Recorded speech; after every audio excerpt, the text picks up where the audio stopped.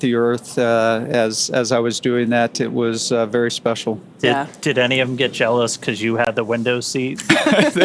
Well, yeah, there was a little bit of that certainly going on up there. Nice.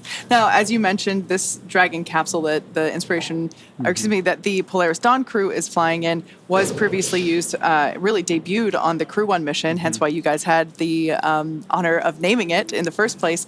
But this capsule was also used for the Inspiration 4 mission that Jared also commanded. What is your take on this being one spacecraft but supporting multiple missions? I think it's fantastic. It just shows the flexibility of the design that SpaceX made when looking at the Crew Dragon vehicles. So I think it's very exciting to see a vehicle that can go from one mission to the other, and quite frankly do it quite quickly as well. I think I don't remember the exact timing from our mission and when we landed to when Inspiration 4 launched, but it wasn't a very long time, and yet you were able to take that docking adapter off, put the cupola on in a very short time, which is also pretty impressive. I actually have that noted here.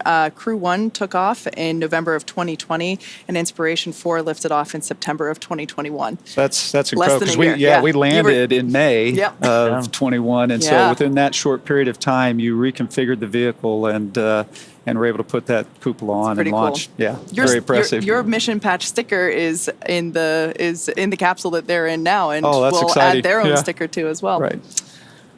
All right. Well, as you can imagine, Dragon has undergone some changes for this, and with changes comes extensive testing for the mission. And all the modifications that we made in preparation for today had to go through kind of their own test regimen. Yeah. Testing is a critical part of qualifying a spacecraft like Dragon for flight. Rigorous testing helps identify and mitigate potential risks, verify system and component reliability, and helps ensure that the designs meet the mission requirements. There are many types of tests a spacecraft might undergo when qualifying for flight, including structural, thermal vacuum, radiation, software, and integrated systems testing. One of the tests the new Skywalker hardware underwent is thermal vacuum testing. This actually tested how Skywalker withstands the extreme temperature swings that it's going to see while it's in the vacuum of space.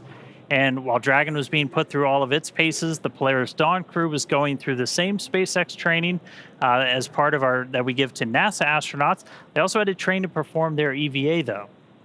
For basic training at SpaceX Hawthorne, they got trained on everything from orbital mechanics to just how to live and work in microgravity.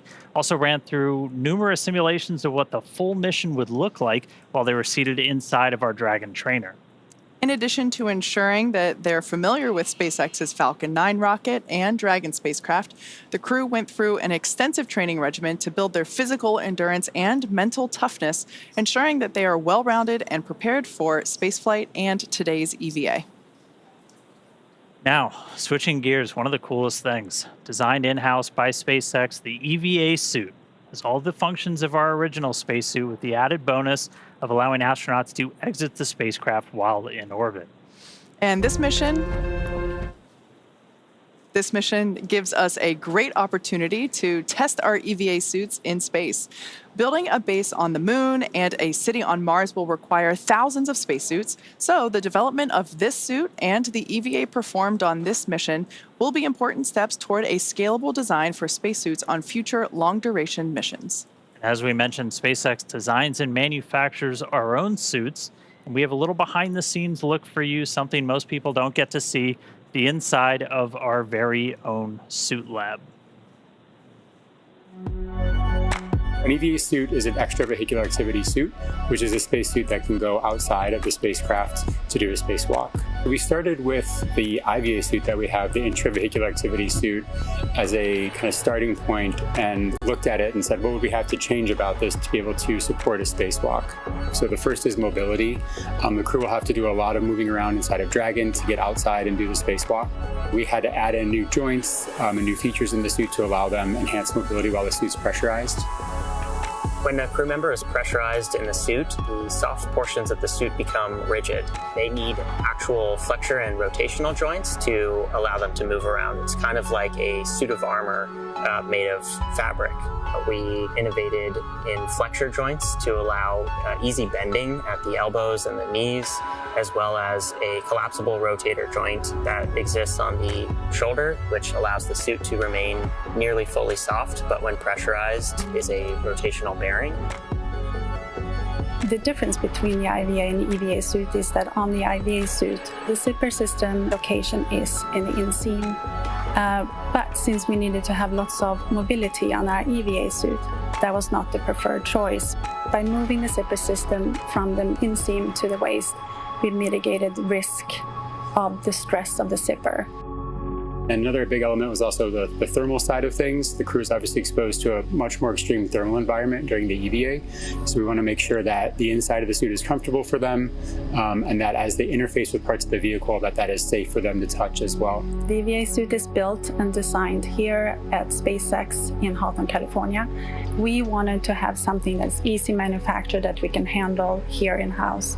So we developed this new material, so it's fabric-based. We actually added a new layer to the suit, which we refer to as the Faraday layer. And this is a conductive cage around the suit that shields the suit from external electric fields. The helmet on the EVA suit looks very similar to the IVA suit, but it is really an all-new design of that helmet. It's much more robust from a thermal structural perspective since it will be taking more extreme temperatures. We are really excited to introduce this new single-pane visor helmet to the world of spacesuits. The EVA suit visor is made of polycarbonate and is coated with copper and ITO, or indium tenoxide. These two coatings together reflect the sun away from the crew, as well as reflecting infrared heat back to the crew when they are facing deep space. Our suit has a HUD, or heads-up display, which is a small display screen in the helmet, which is transparent, which allows the crew to see through the display to have unfettered access during their EVA. But it also provides critical telemetry to the crew, so pressure, temperature, relative humidity. We're trying to improve the technology and streamline it in one way, and at the same time, we're also trying to get it more and more manufacturable with each generation. The ultimate goal is that you can put on a spacesuit and go out and get work done anywhere in the solar system and not feel like you're wearing anything more than you normally wear every day. We also had a chance to talk to the SpaceX team that developed some of the hardware and procedures for our first spacewalk. Let's hear what they had to say. EVA stands for extravehicular activity, and it's any sort of operation in space where a human is getting out of the spacecraft. So in the case of Polaris Dawn, we're going to be testing the mobility of the suit. We're going to see if the in-space operation matches the training we've done here in Hawthorne. There's really a lot of different things that can happen during an EVA, and this is the first step for Dragon and SpaceX. When I first started working at SpaceX, I never thought I'd be training a crew to do an EVA. It's brand new, it's so unique, we've never done anything like this before, and so we wanted to make sure we had the best possible training program for this mission. We want to see if we can train a spacewalk on Earth in a way that's representative of what it feels like in space. Even though only 2 people are going to be going outside during this first EVA, all 4 crew will be in EVA suits going down to vacuum. Dragon was always designed to vent to full vacuum, but we've never taken a full Dragon capsule down to vacuum, and this will be the first time we do it in space. We actually put crew into a chamber at Johnson Space Center in Houston and had them live the exact profile that they will experience, and making sure that no one actually experienced decompression sickness. We have a couple new training assets for Polaris Dawn to train the EVA specifically. The suspension system that we have is situated on top of the platform of our capsule simulator. The lines drop through the hatch. They attach to a single crew member inside the capsule.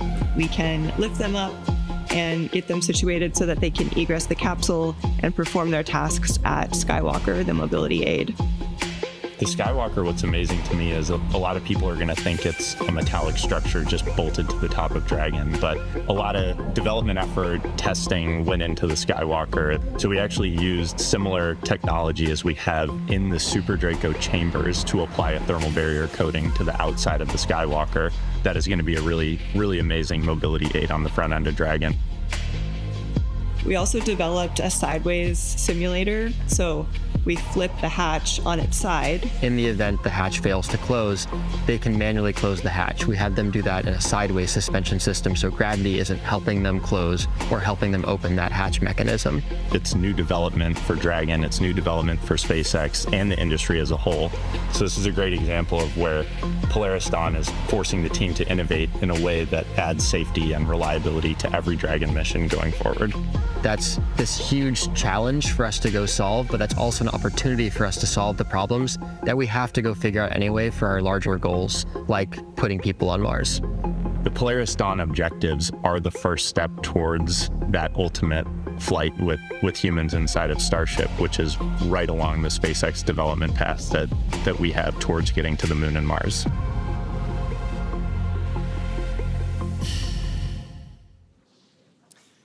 Love seeing how not only the suit, but the space operations for the EVA itself came together and were developed. Now we are still counting down to the spacewalk this morning. The crew on board is completing final fit-ups, and we're going to be standing by for seat rotation and suit leak checks. So we're continuing to truck along to the main event. Now, Mike, you obviously went through some of the suit-up process that we saw in that package in terms of the development of the suit and how it's custom fitted for each individual. And that's the same case for an EVA suit. So maybe you can share with us what that experience was like. Yeah, it's extremely important to have a suit that fits, whether, again, it's the IVA, the EVA suit, or the EMU that we wear with NASA when we go out on the spacewalks. And the reason for that is because if it doesn't fit right, it can be extremely uncomfortable. You can get what you call hot spots, or there can be a place where a crease, when it gets pressurized, can really put a hard point on your arm or something of that nature. So having a good suit fit check is extremely important. And it's one of the things that was kind of fun as well, because you get to spend a lot of time with the suit team here with Chris and Eric They're and Maria. A great crew. Oh, they're so good. They're fantastic. And I mean, just over the years, they've gained so much experience, and they can really help you hone in on what the really good fitting suit is like, with just the way they ask the questions and lead you through that process. Wow. What are kind of the sensational differences from being in like the IVA suit? Because a lot of times the IVA suit, when it gets pressurized, it fills up, but you're still in like a pressured environment. With EVA suit, you're in the vacuum. Right. And so like what's it kind of like? Yeah, so that IVA suit, it has a different purpose, right? And that the purpose of that IVA suit is to keep us alive in the event of some type of an emergency that might happen during a launch or a landing. And so that's that case where either you have a fire or you have a depress event, and so that suit's going to pressurize. And so in that case, we're not as worried about like the mobility of the suit. You just want to get home and do it in a safe way. And so you need to have enough mobility to still be able to control the spacecraft and do the things you need to do, but you're just not as worried about it because you're not trying to perform a maintenance activity or something like that when you're going out on a spacewalk. And so I think that's one of the biggest differences between the IVA suit and the EVA suit, is just what the purpose of it is and what you're trying to do with it. Yeah, that feedback loop is so important to be able to communicate what feels good, what doesn't, because I imagine, as you're out there and having to perform, as you mentioned, maintenance activities, among other things, that the functionality of your body is critical to perform those. It really is, and probably one of the hardest, I think, parts of the suit to design is the gloves. Right, because absolutely, you hear us use the term "it fits like a glove," right? We use that a lot, but you don't realize how much you use your hands when you're outside on a spacewalk, as opposed to say your feet when you're, because in space we don't use our feet or our legs as much as we do our hands, and so when you're in a pressurized suit like that, and you're constantly grabbing and reaching, you are overcoming the pressure of the suit, and your hands can get just exhausted. And you can get those hot spots. I had some issues with my EMU gloves when I first started training at NASA, and I would actually get what's called delamination on my fingernails. Ouch. Yeah, and so there's just little things like that it really matters how well that suit fits and how well it functions. And so you don't realize how important that is sometimes. Yeah. Now, we are going to be stepping into suit leak checks soon. Can you share with us a little bit about what that process entails? And more importantly, because you've actually experienced what it feels like to go through suit leak checks, what that experience is like. Extremely important part of the whole process, right? Because before you take the cabin, in this case, all the way down to vacuum, you want to make sure that your suit is maintaining the pressure that it needs to. And so it's not a very long process. It's usually just a few minutes to 2 or 3 minutes. And the interesting part is if you don't pass that leak check, what do you do next? And so there's always usually procedures associated with that as well, that start checking your zippers, start checking how you've closed things up. Did you not get something sealed quite right? And so it's always a good point in the mission when whether it's on the launch pad getting ready, whether it's in the airlock getting ready to go out the door, when you hear that, good leak check, because now you know that you're ready to go. So today's going to be kind of unique because all 4 of our crew members are going to be doing the spacewalk. They're all going to be exposed to the vacuum of space. But I mean, even when you did spacewalks, it's never a solo act, right? You're always out there with a partner. You are. It's extremely important. In fact, one of the hardest parts about our training for spacewalks is what we call incapacitated crew. And so you need to always be able to get your crewmate back into the airlock if something should happen, if they should no longer be conscious and something of that nature. And so we actually do spend quite a bit of time, and that's why it's extremely important for us to go out in pairs, because things can go wrong. And so you want to be prepared for those moments. Yeah.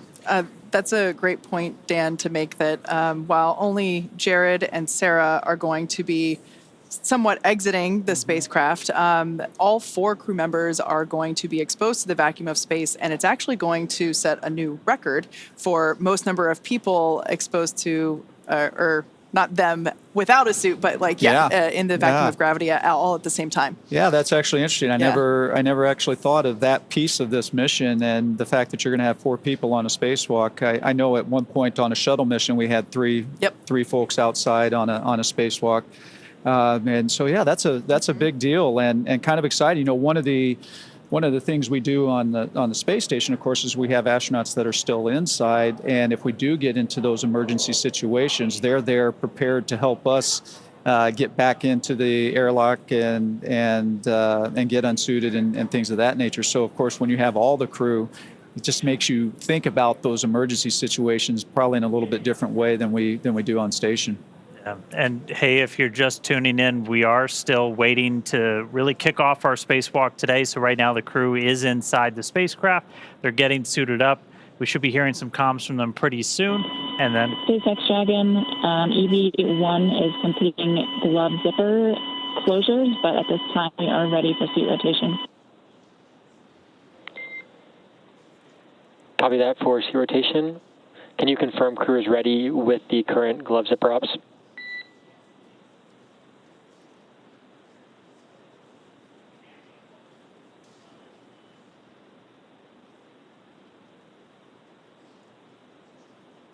All right, I guess they just needed me to say it was coming soon, and then there it is. But we are going to hear the seat rotation coming up soon. Again, they're in the recline position. And I'll do standby. We'll try to get them to the seat. Copy. Standing by. So they're going to get those seats rotated, and then we're pretty much going to be ready to start getting into things. And our EVA is going to officially start when we start flowing O2 into those suits. And so that'll kind of start our clock. We're going to be showing you some of the telemetry. So all those numbers at the bottom of your screen, you've got a couple right now. That one all the way in the bottom left corner, that's your Dragon. That's your Dragon cabin pressure. That's in PSI. SpaceX Dragon, you're ready for seat rotation. SpaceX copies. Initiating seat rotation.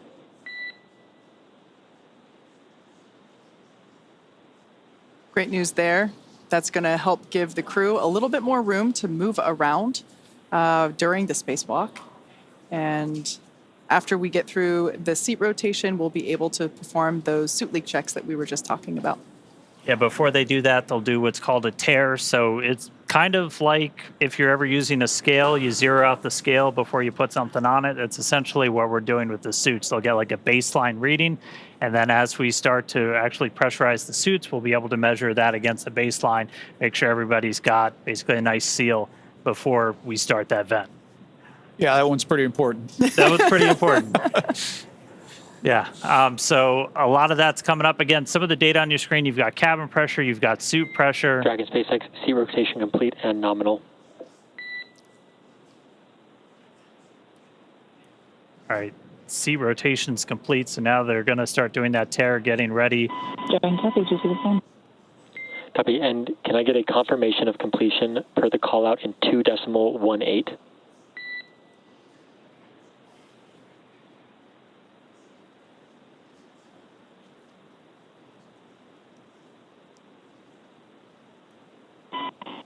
H1 SpaceX, complete with 2.18.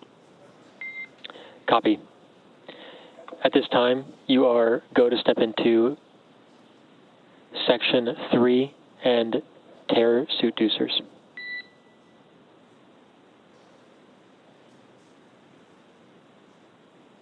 Copy, stepping into it. Now, just a quick reminder, in case if you missed the top of the show, we're going to be referring to the crew a little differently for the EVA activity than we were previously. So we heard Anna talk EV1. That was referring to Jared. So basically his call sign for this spacewalk operation is EV1. Sarah's call sign will be EV2. Anna will be support 2, and Scott will be support 1. Also, Scott and Sarah are switching seats. Perhaps they already have. Yeah. Copy, standby for HUD power for pressure sensor checkouts. Okay, so our suit tear completed. So next up is going to be the HUD checkout. So the HUD, your heads-up display. Very excited about this. Really excited about this. And Mike, I'd love to kind of get your perspective on this real quick. We do have on your screen, though, that's your seat order. So you've got EV1. Jared is in that seat. He's going to be in that seat right now, but once we actually get ready to open the hatch and everything, he's going to be positioned kind of over by the hatch. And then Sarah, EV2, is going to be in one of those center seats. Then you'll have Anna and Kid on either side. Dragon SpaceX, suit HUD's powered. Report results of primary sensor HUD checks in 3.2.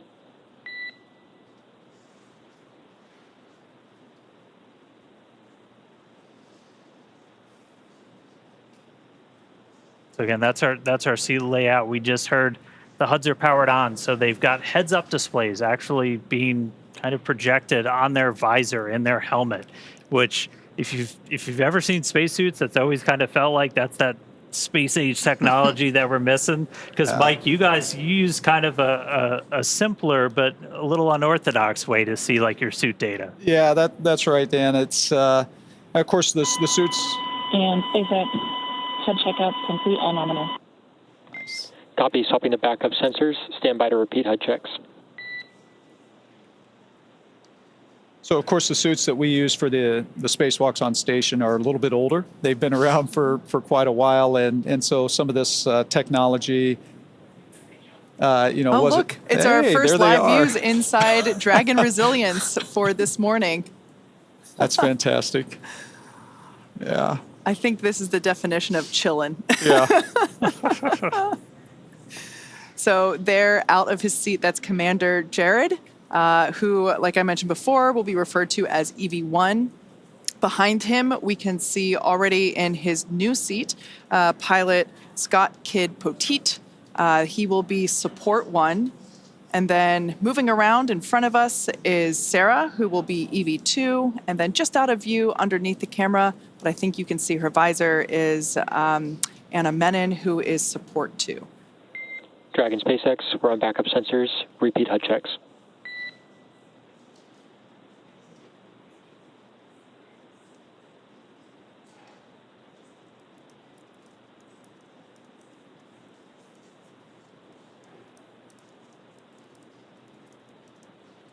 Crew's going to check out those heads-up displays one more time real quick. SpaceX, head checkouts on backup sensors are nominal. Copy, good HUDs. Returning to primary. Stand by for helmet camera checkouts.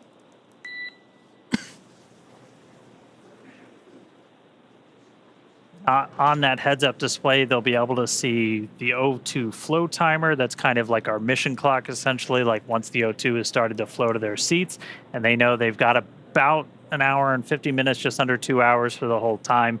They'll be able to see their suit pressure, temperature. Basically, it's a way to kind of keep an eye on things. And we were talking about it a little bit, Mike, but on the EMU is a little bit different. Yeah, the EMU is certainly different. A lot of that kind of information is on a display right in front of you that you have to kind of look down to see, and it can be pretty challenging to see. In fact, a lot of the information, you have to use a mirror on your wrist to be able to read it and know what you're controlling as well. You mentioned the timer. Of course, we don't have that kind of information on ours, and I'm not sure I'd want to know that because I'd feel the pressure of, hey, I got to get a lot of things done and I'm running out of time. Yeah.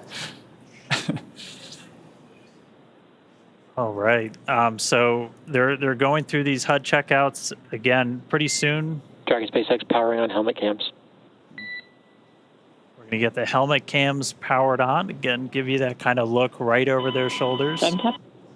Yeah, pretty excited for these. We've seen them utilized during the training sessions that the crew has undergone, and we're so excited to see them live today. Yeah, I tell you, the helmet cameras, I mean, it's going to be fantastic views, right, that we're all going to love. But there's also a very important role for those cameras as well. Like when we have the same thing, we have helmet cameras with the EMUs, and what it allows is your ground team. Dragon SpaceX suit cameras powered. Confirm good health.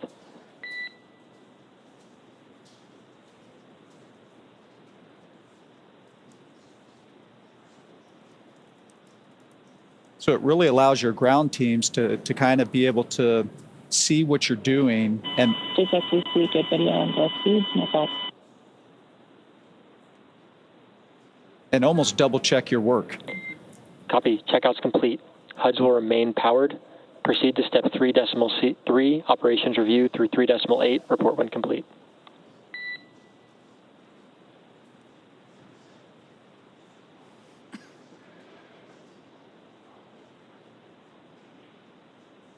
All right, so we got through HUD checks, we got cameras on, powered, ready to go. So right now the crew is going to go through, they're going to do kind of a final review of all of their procedures.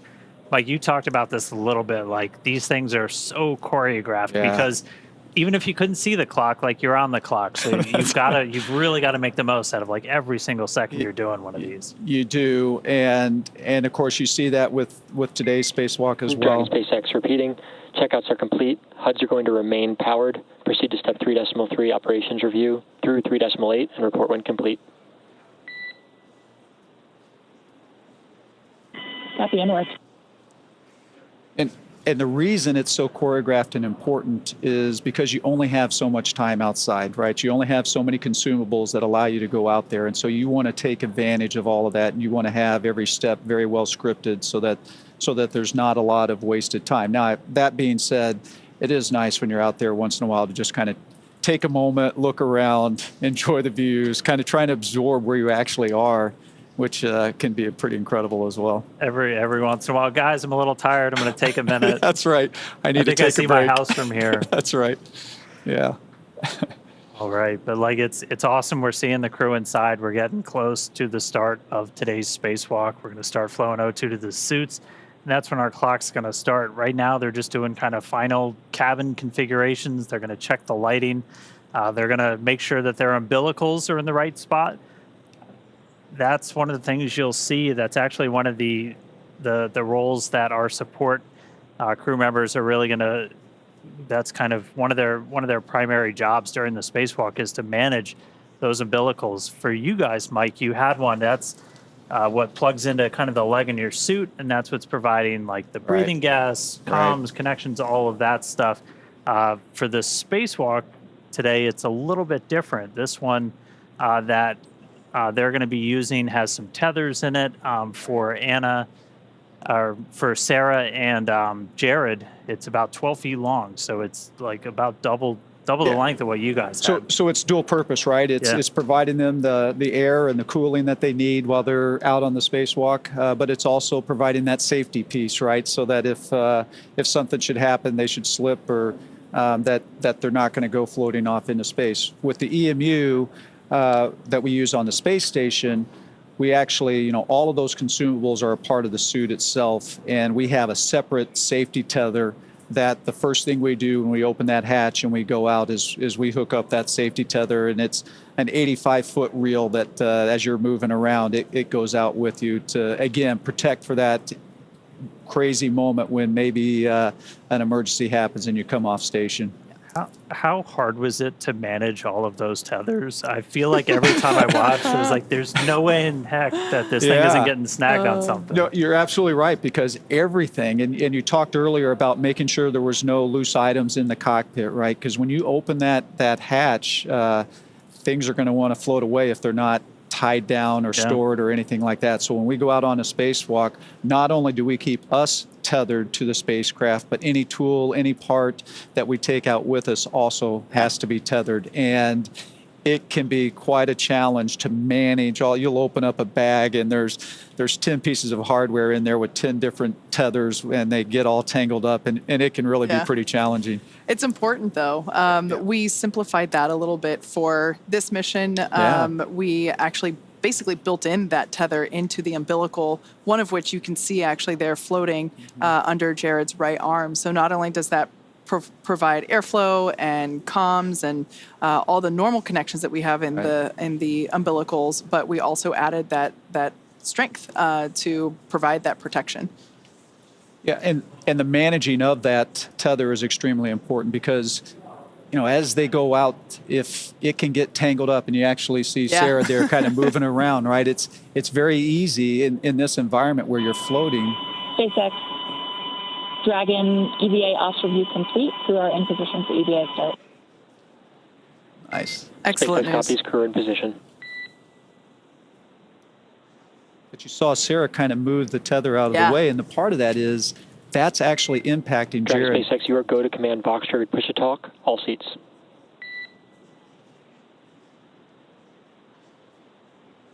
Copy, and more.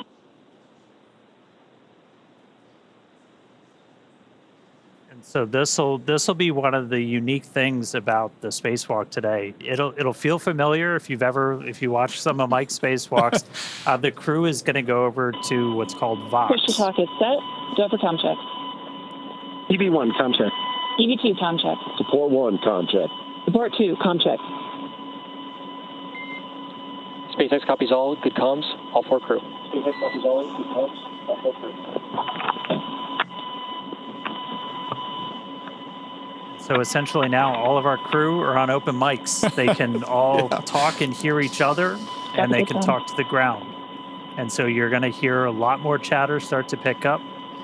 Once we start the suit pressurization, you're going to hear almost like a sound. That's just the air starting to flow into their suits. How loud does it get inside your suit? It actually is quite loud. That airflow is just constantly, which is a good thing, right? Because not only is it providing you the oxygen, but it's also helping get rid of that CO2 that you're breathing out. So you want that airflow to be constantly going, and so you always are hearing that fan that's making that happen. And so that is certainly pretty important. And the Vox thing, I got to say, it's nice that you don't have to push a button when you're outside there to talk. Dragon SpaceX, we're about 90 seconds from EVA initiation. Got some fist bumps going on. Yeah. And we just heard we're about 90 seconds from EVA initiation. So we should see them get the go to close their visors, and then they're going to open up one of the O2 valves on their suits to start the suit purge, and that's going to be the official start of our spacewalk today. So we'll get through the final goes, and then we'll see those visors get closed, oxygen start flowing, and we'll be off.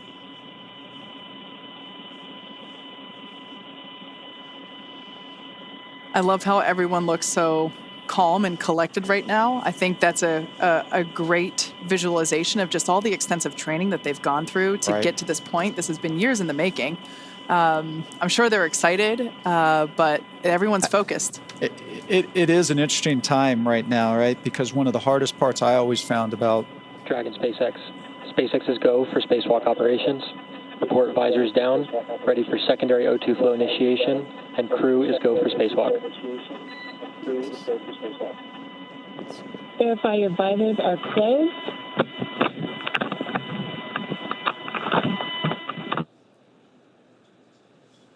Secondary O2 valve is open.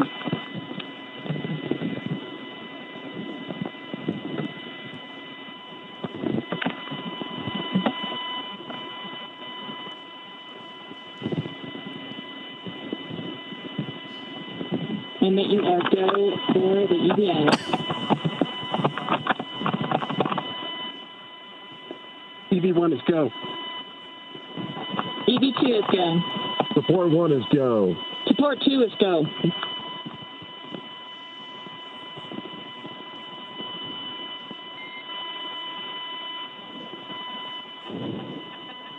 Dragon SpaceX initiating secondary O2.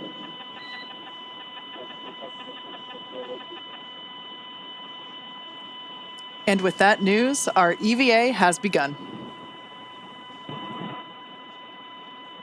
So you're going to hear it referred to as primary and secondary O2. Primary is going to be that primary flow of oxygen to pressurize. Secondary is largely putting oxygen into their suits to help with cooling, but secondary is the first one we turn on. And so our O2 flow timer has started. The EVAs start at 3:12 a.m. Pacific. I'll do the math on UTC in a little bit.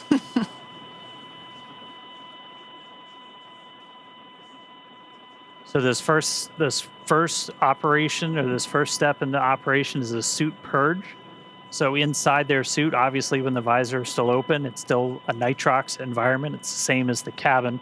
And since they're going to be at a lower pressure than what you can basically live at with oxygen levels, they're going to be on pure O2. They're going to be a 100% oxygen environment. And I mean, you guys were kind of in the same thing. And it's because like your suit, you can't move a suit around at 14.7 psi, can you? No, maybe you can, but like no, that'd be pretty tough to do. And as we had talked about earlier, that's why that mobility is so important, because when that suit is pressurized like that, it can be challenging to move around. Absolutely. So here on your screen, we can see the Polaris Dawn crew. Now with their visors down, the EVA has begun. We are beginning to flow that O2 through. Now, we will, of course, bring these views to you as we have them, but due to ground station coverage, they do come in and out here and there. But every moment that we can, we will certainly be sharing these with you. I also wanted to point out quickly that the window near kids' feet was so much brighter than it was just even 5 minutes ago. We're going to be seeing that in stark contrast as soon as we get the EVA, or with the hatch open and EV1 out there.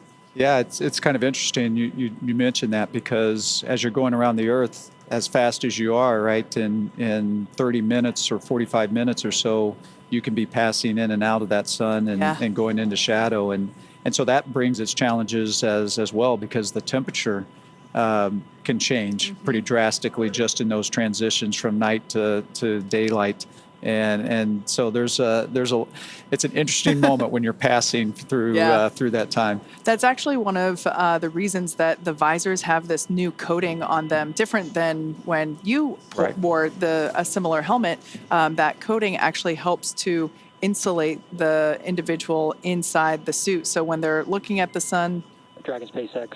A reminder, after the initiation of primary O2 flow, EV1, EV2 will need to adjust VOX threshold low following primary O2 flow initiation.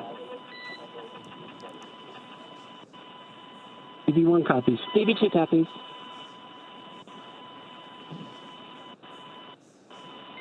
Dragon SpaceX, secondary flow purge complete. Close secondary O2 valves and report ready for suit pressurization.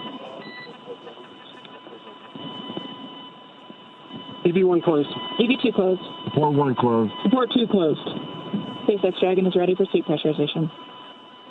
Initiating primary O2.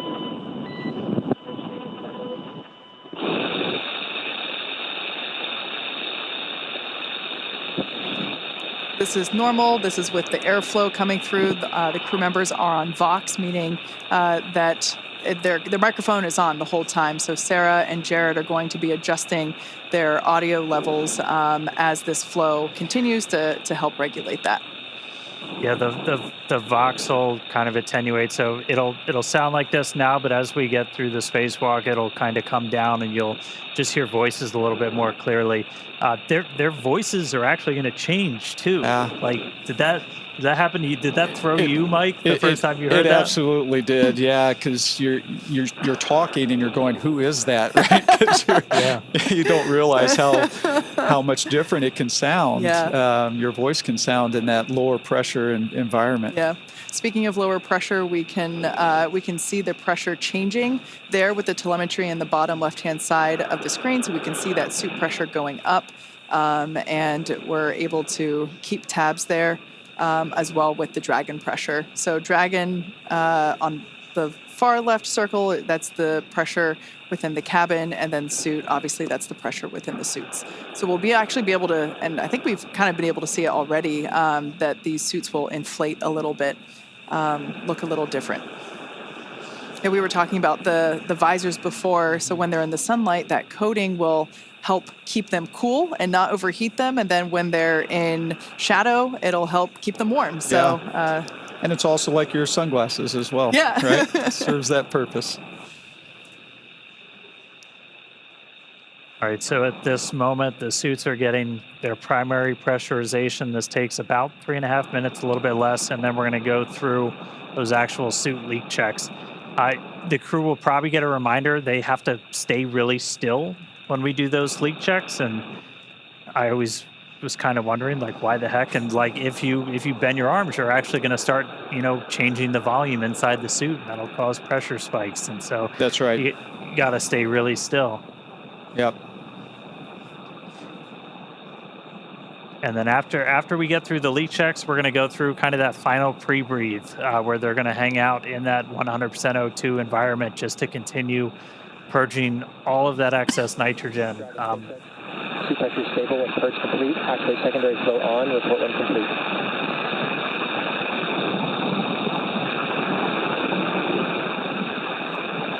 EV1 open. Door 1 open. Support 2 open.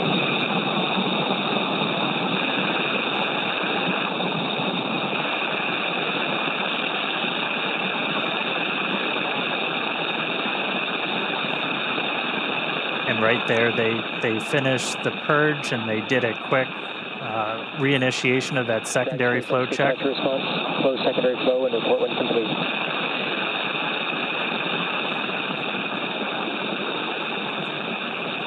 EV1 closed.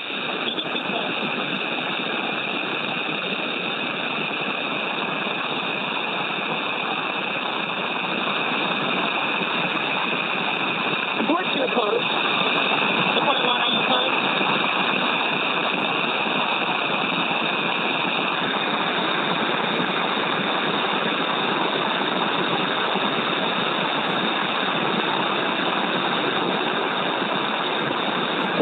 SpaceX, can you confirm secondary flow is closed? These handles that we see Jared holding on to, these were one of the additions or customizations for this mission that we talked about earlier.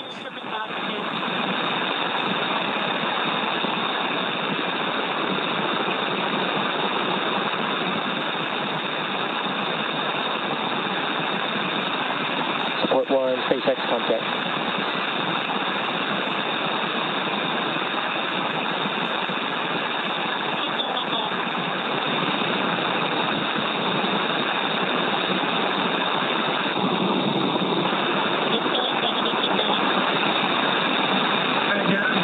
We got you.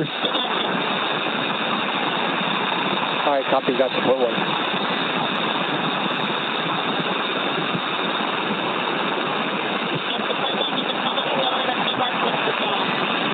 Copy.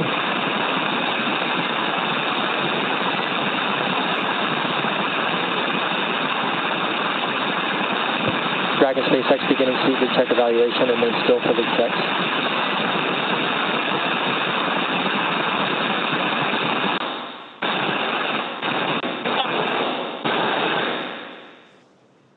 once again, that background noise is expected. That is the microphones and the flow of air within the suits. So we're trying to stay quiet to, along with you, listen in on what the crew comms are as they go through.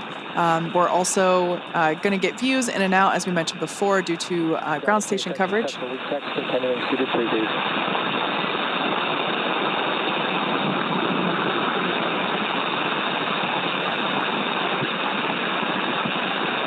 And it is a little bit tough to hear. We just heard, though,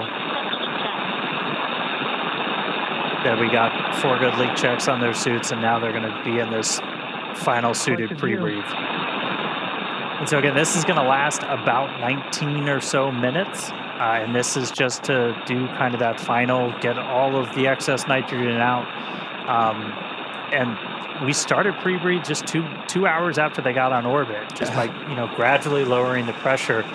And I mean, pre-breathe, that's something that kind of evolved over time with the space station. Where were you when you were doing your spacewalks? Yeah, so we were past the kind of the camp out phase of pre-breathe. But that's how we used to do it. And it's very similar to what the Polaris Dawn crew has been doing over the last couple of days. We'd actually have astronauts stay inside the crew lock overnight at a lower pressure, just like they did when they first got on orbit. Now we've moved on to, we do it the day of.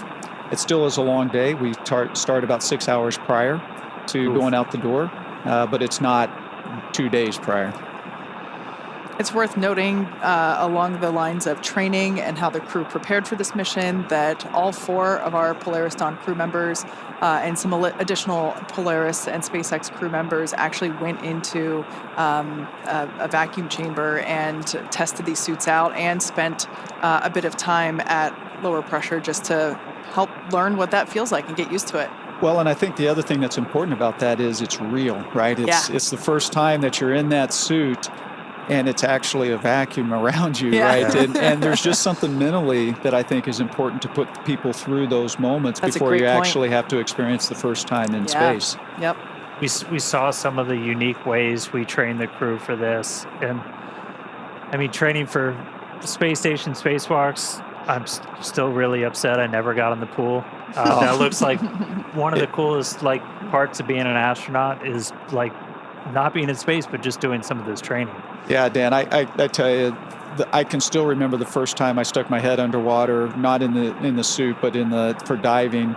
But you can hear the comms of everything that's going on through the water like that, and it just gives me goosebumps to think about that. It was a really neat environment, but it looks like these guys had a pretty neat way to train as well with the harness that would hoist them up and out and all of that. That's pretty impressive. Yeah, we definitely created some rigorous new training for the best we could simulate an EVA while still on Earth with hoists and it was a lot of fun to watch them train. We'll be back on board with cameras in 3 minutes. So our core just called up. We'll get views back on board in about 3 minutes. As Kate talked about earlier, we're using ground stations for our video coverage. All of our communication with the astronauts are through TDRS, so tracking and data relay satellites. So we'll have constant audio, but that video, we need those ground stations. But right now they're in that pre-breathe. That final pre-breathe still. We started our spacewalk about 13 minutes ago. We initiated O2 flow to the suits. That time was 3:12 a.m. Pacific, 10:12 UTC. I did some quick math. Took me 13 minutes to do it, but I did it. So once they're through this pre-breathe, we're going to start getting into some really exciting parts of the spacewalk.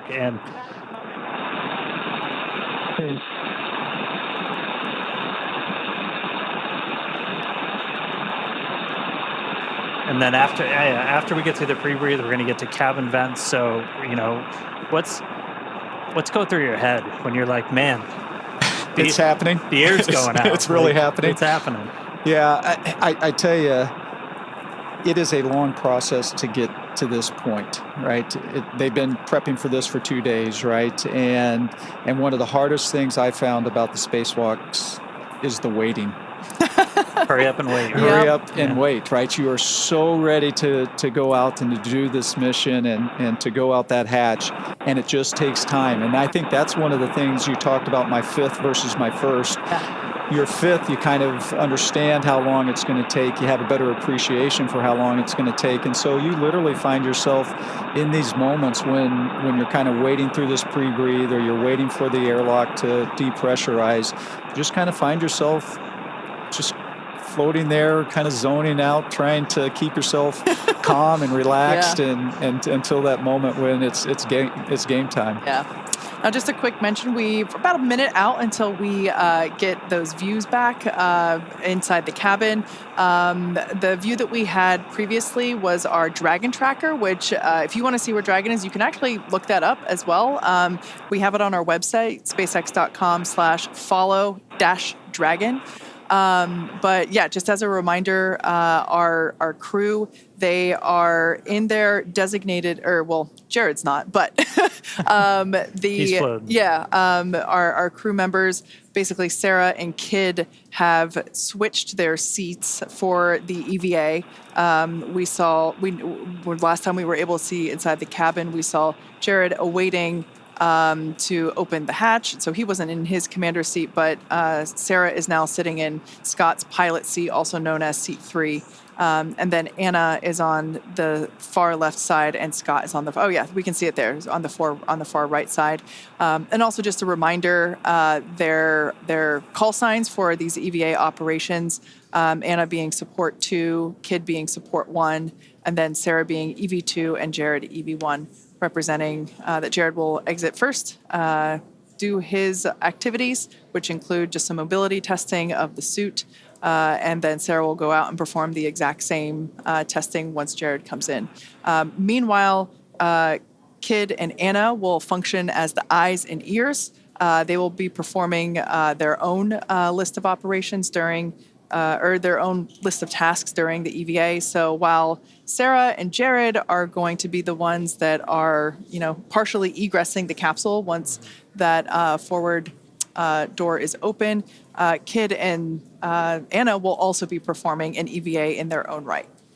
That's right. And we talked about it earlier, first time for people exposed to the vacuum of space. There's a lot of firsts in this. That's going to be a really cool first, not just for us and Dragon. But we are going to be getting views back really soon. We're, again, just in that final pre-breathe step right now. And then we're going to start venting Dragon down to near vacuum. So we're going to have a couple of different valves that are going to open up, and the atmosphere inside Dragon is going to start going overboard out into the vacuum of space. Now, the crew, the ground, they can pause that cabin venting if they need to. We can pause and resume.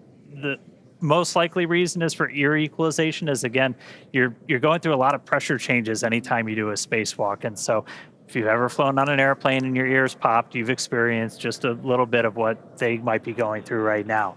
Once we start cabin venting, if we terminate or abort the spacewalk during that venting, we cannot start again. We talked a little bit earlier about how consumables are the thing that really drives you. And for us, we don't have great big airlock with this, with a full station's worth of oxygen and stuff like that. Suited pre-breathe complete. Confirm crew mass for venting at pre-breathe complete.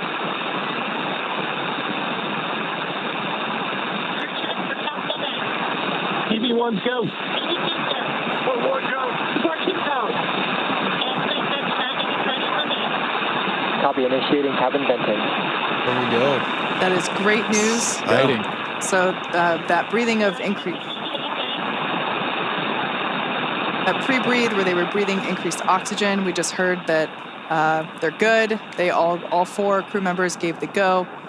So now we're gonna vent the cabin.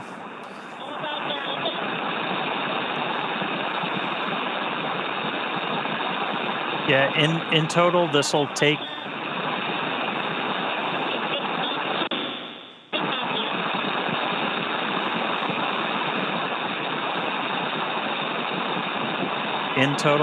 about 8 minutes, and you can the graphics you see on your screen, that's live telemetry, everybody. So you can see the pressure inside Dragon starting to tick down.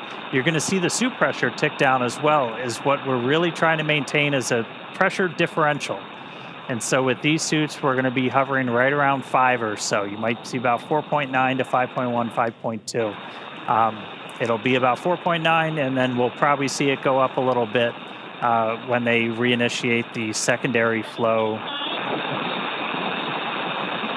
for cooling. Copy 7. Yeah, Dan, and you talked about that, about 5 PSI is what the suit will be. We're actually a little bit lower in the EMU. Yeah. And so we've talked a lot about mobility. That difference between we're at 4.2 and they're going to be at 5, it can actually make quite a bit of difference just in how hard it can be to move the suit around, et cetera.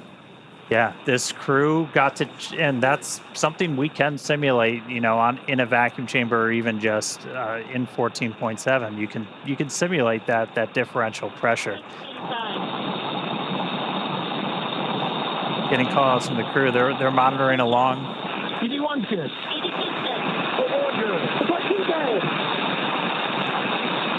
We're going to hear that chorus pretty frequently, where you do those kind of frequent, almost like check-ins. And I know you guys did something kind of similar where like you would have to pause and, you know, check your gloves, that kind of stuff. We did. I will tell you, one of the interesting things watching this live right now, the difference is how quickly the depressurization is happening here versus what my experience was. And so you talked about being able to clear your ears and all that. You're not given a lot of time for your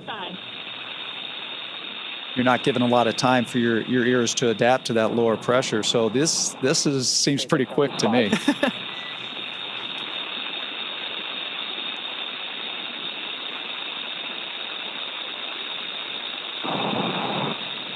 Yeah, breaking new ground with this, new suits, new operations for everything.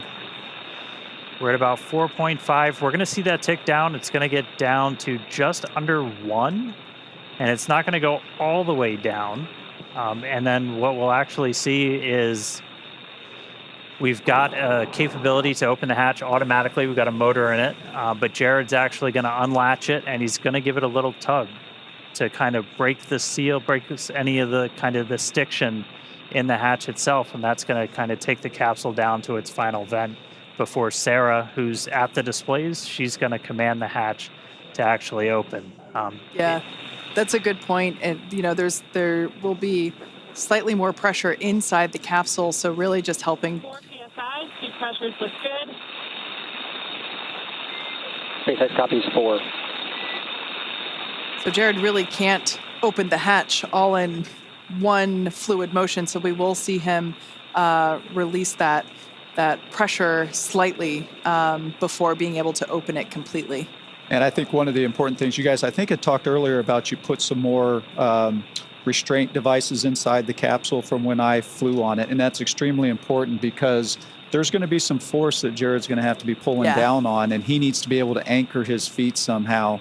Otherwise, he's going to pull and it's not going to go anywhere. And so the new restraint devices in there, we're going to see how important that's going to become here when he tries to open that hatch. Yeah, that's one of the things. That's why we have Skywalker out there. We've talked about how kind of similar to Gemini when they were first kind of stressing their legs, but important to remember, we've got that 50 or 60 years of spaceflight history that we're able to draw on. These are new suits. This is a new operation. This is to, you know, work out all the kinks and really test this for the first time.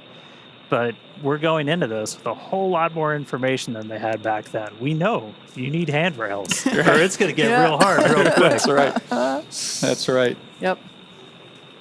We did also hear Dragon's moving into its EVA orientation. Essentially, we're going to point the trunk at the sun under 3 PSI.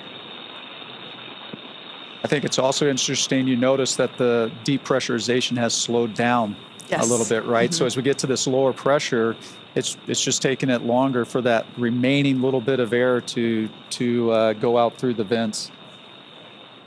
And TV1, com check. TV1, loud and clear. Loud and clear as well. And also hear the Vox starting to adjust its levels. Yeah. That flow of oxygen has not stopped, but the microphone's kind of adjusted and it's getting a little bit clearer. And yeah, keep an ear out. You might hear their voices start to like tenor down a little bit.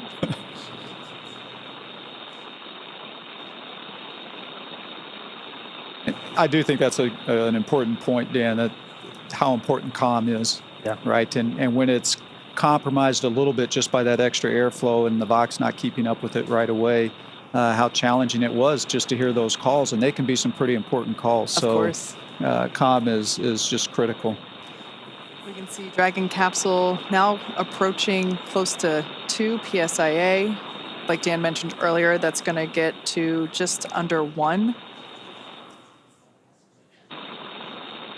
It's incredible to think that, the Dragon capsule in all of its power and glory and awesomeness, the new capsule is around their bodies, right? Yeah. That is what is going to protect them from the vacuum of space. And, just seeing how, even though it's puffed up and we know that it's, holding that pressure, it still looks so cool, for lack of a better word. EV1's good. EV2's good. Oh, we're good. The flight crew dead.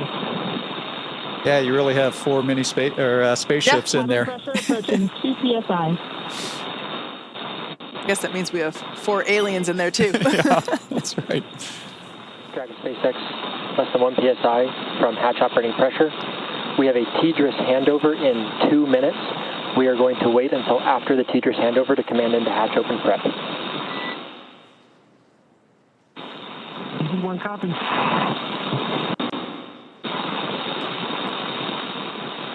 And I think you heard that, the TDRS handover. So there's going to be a short period of time there where they're out of comm, and it's kind of interesting because we're at a very critical phase as well. And so you want to make sure you have all the data and the ability to talk to the astronauts before you actually take that next critical step.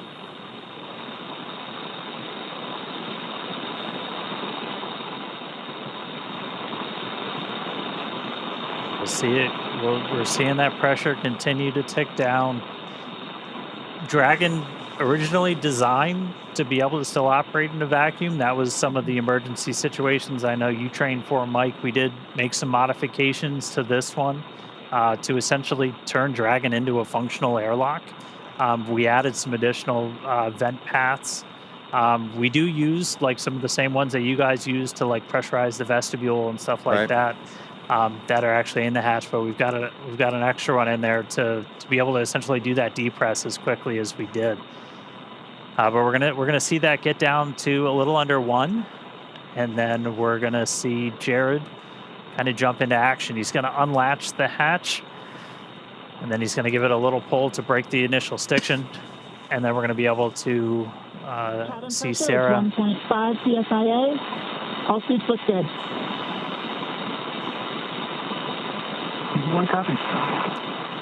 Now, it's one thing to note that while we have been progressing through this pretty quickly, we did have the capability to pause if any of the 4 crew members needed to, take a moment to, let their ears come to equilibrium or just kind of get comfortable again. We did have that option, but everything has been going really well so far. We haven't had to pause cabin venting.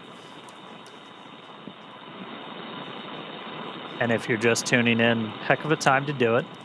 We're about good timing. A little under 28 minutes into the spacewalk today, which again, that started when we started flowing O2 to the suits of these crew members. That was at 3:12 Pacific, 10:12 UTC. We just heard that Dragon's now in its EVA attitude. Handover complete.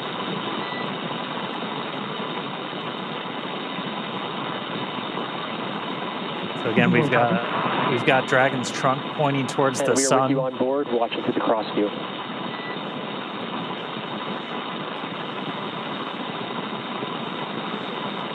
That was SpaceX core Arthur Berrialt, just letting the crew know that where the cameras are on inside and basically which camera is looking at them. It's so fun to hear Arthur's voice because he was actually a part of our mission as well. In fact, Arthur was an intern started out as an intern when we were first starting the training, and so now to see him as a core and is pretty neat. Very similar to Sarah, who also started as an intern. Yes, yeah.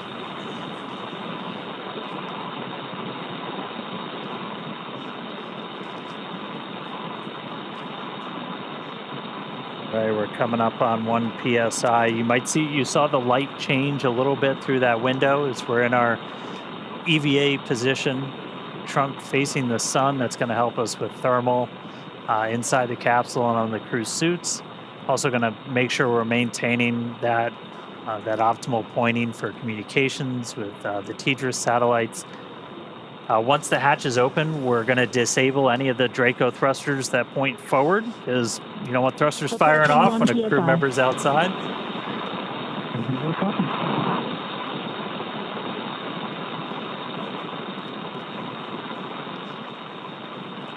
We're at 1. You can see the suit pressure is ticked down too. There's about 4.7 difference between the suit and the ambient cabin there in Dragon. That umbilical that you see there just to the side of Jared, that will continue to flow the air into his suit as well as provide telemetry and communications connection. That's also where we have the safety harness built in as well, so it's able to... Dragon SpaceX, cabin pressure below hatch operating limit. Stand by for transition to hatch open prep. Here we go.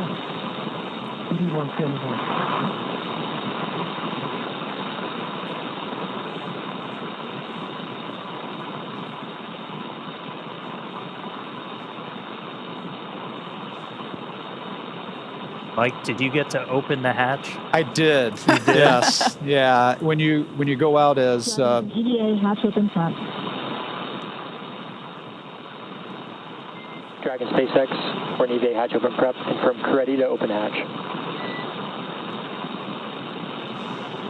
That is great news. Hatch opening. EV1 good. EV2 good. EV1 good. But good. SpaceX EV1, we're ready to open the hatch. SpaceX copies. Dragon, you are go to open hatch. Go. Exciting. Copy that, SpaceX. Go to open the hatch. Mike, as you mentioned before, that continuous communication. The hatch handle.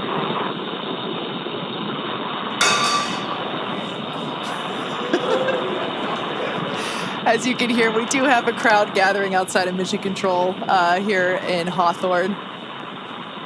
In their excitement, somebody dropped a cup. We can see our commander, Jared Isaacman, now turning the crank, which allows the that top hatch to open. We'll see him give it a pretty heavy... EV1, hatch is visually indicating open. SpaceX copies. Stand by.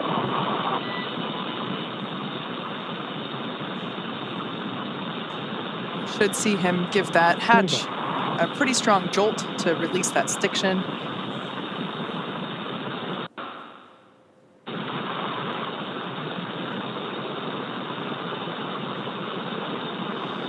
Hatch is now unlatched.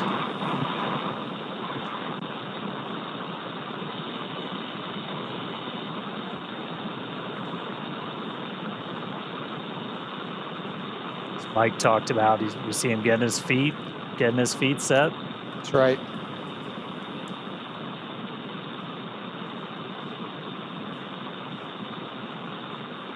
Dan, you'd asked if I'd gotten open the hatch. So when you go out as EV1, just like Jared here as EV1, that's typically the role for you is to open that hatch. And you guys have to draw straws, fight over who gets. It's exciting. It is. It's very exciting. Yeah. Now, for those of you that have just recently joined, as you can see, we have successfully depressurized the Dragon capsule down to 0 PSIA. You see that in the bottom left corner of your screen. Our 4 Polaris Dawn crew members have gone through the O2 flow, and we see Commander Jared Isaacman now standing by to open that top hatch. The nose cone is already open. It opened just shortly after the crew got into orbit. So Dragon SpaceX target pressure reached.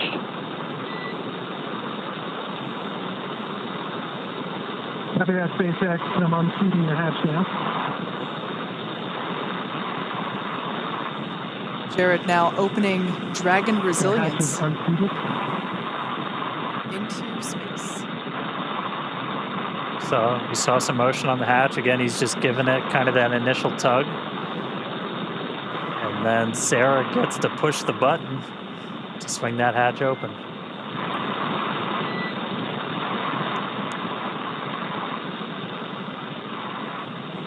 Much more movement there on the forward hatch.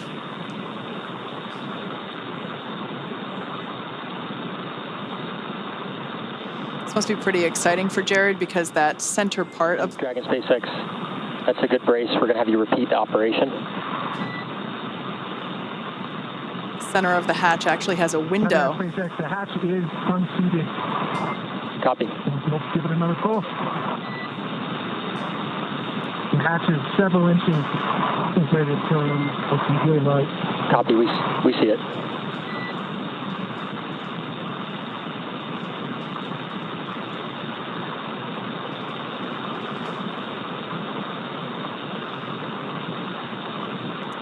Looking out that tiny window there in the forward hatch, knowing he is going to have a much bigger window in just minutes.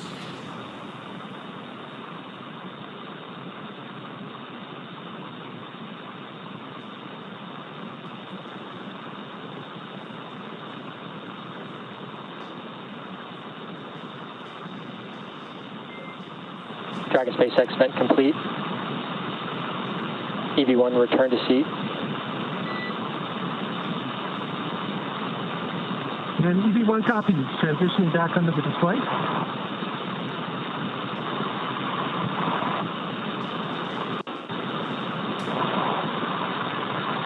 So again, one of the reasons we had Jared do that was to... Dragon SpaceX, we're actually watching that hatch. We're going to have you repeat the last operation. Sounds like they're going to have him repeat them. One of the reasons we're doing that is just to kind of vent any of that residual atmosphere. Up from under the display. And EV1, you are go for manual hatch open. Sounds like we got our first audible of the day. As we said, that we can open the hatch. Opening the hatch manually. We could open the hatch. We could open the hatch automatically, or we can do it manually. And so they just gave Jared the go to open that hatch manually. So we just went out of ground station reach, so we'll get the views back. Wow. We'll get the views back real shortly, and then the hatch will get open. Hopefully we'll see a hatch open. And hopefully we see it. Yeah, hopefully we see a hatch open. The hatch is open. SpaceX copies, hatch open. That is fantastic news for those that... SpaceX EV1, I'm looking at the seals. Initial view looks pretty good. I don't see any bulges or indentations. Copy on hatch seal report.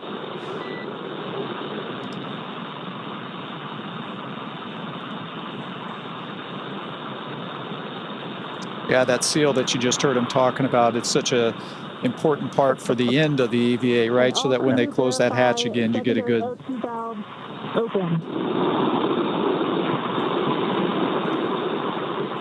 Get a good seal of the hatch.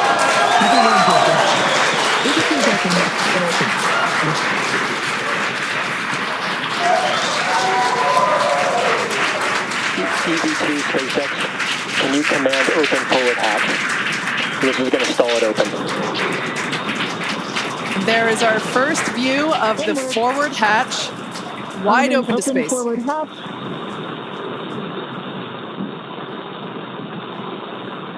Execute.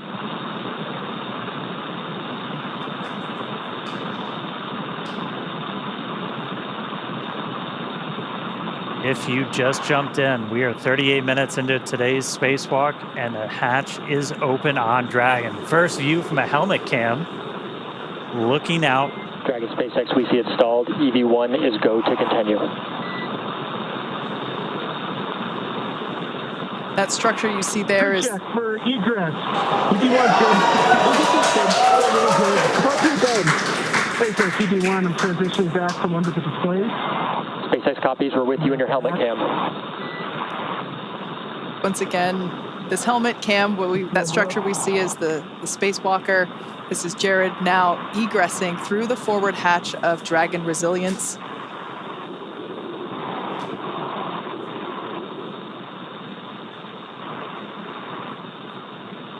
These are the first views of the first ever commercial spacewalk. I'm at the bottom of the mobility aid, progressing. I have a feeling the crowd is about to go wild. Good call. Approaching the top of the mobility aid.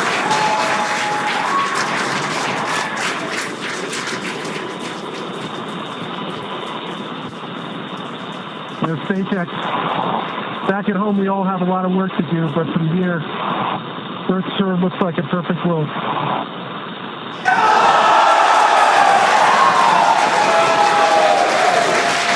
Alright, SpaceX, EV1, I'm going to step into Test Matrix 1. Single-handed mobility demonstration. Commander Jared Isaacman now emerging Copy, from... we're with you in Test Matrix 1, watching from the nose cone.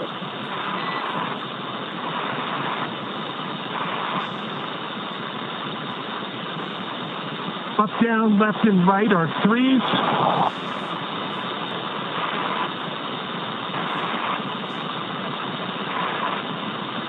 Pitch and roll are a 3. Yaw is a 2. Switching. Single-handed operations are fine. Static and with dynamic disturbance. Switching to left hand.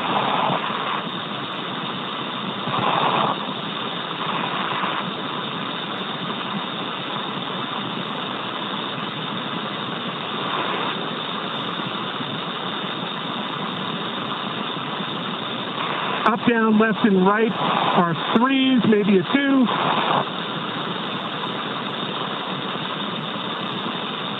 Pitch is a 4. Roll is a 2.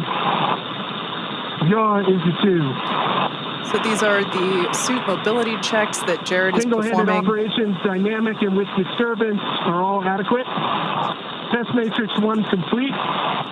HUD check, 5.3 PSI, 48% RH, 33.9 Celsius. SpaceX copies Test Matrix 1 and HUD readout.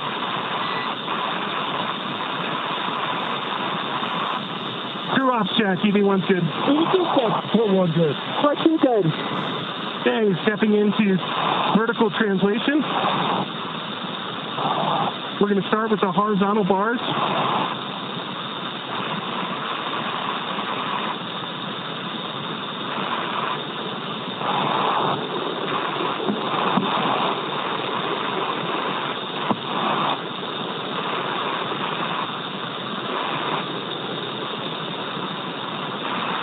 All right, we're going to transition over to vertical.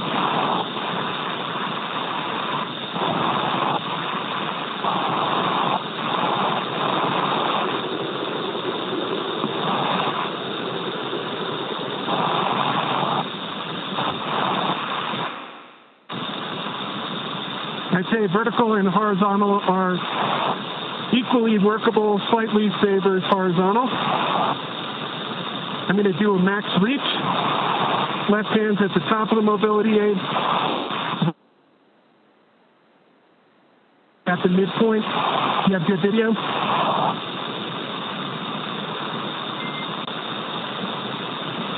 We just lost our live video, but stand by 1. Okay, switching over to max reach, switching hands. Copy that, SpaceX. I'm holding up at the max reach. And EV1, go ahead and continue the operation. We'll let you know we're back on with live video.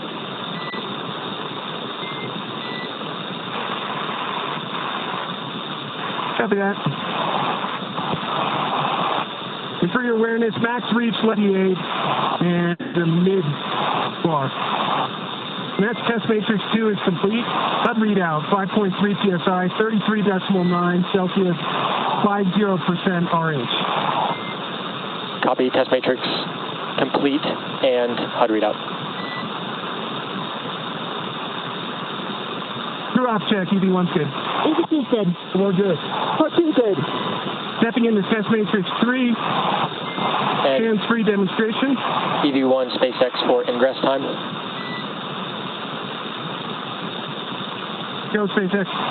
Recommended ingress time of O2 flow plus 7 minutes. Copy that. Ingress time, 7 minutes. And Dragon, we're back on live video from the nose cone. Copy that, SpaceX.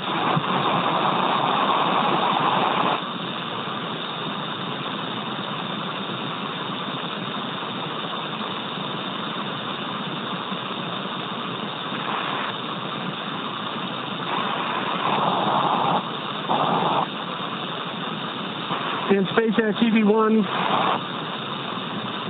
I would say the hands-free demonstration is very comparable to the trainer in terms of the foot restraints. SpaceX copies.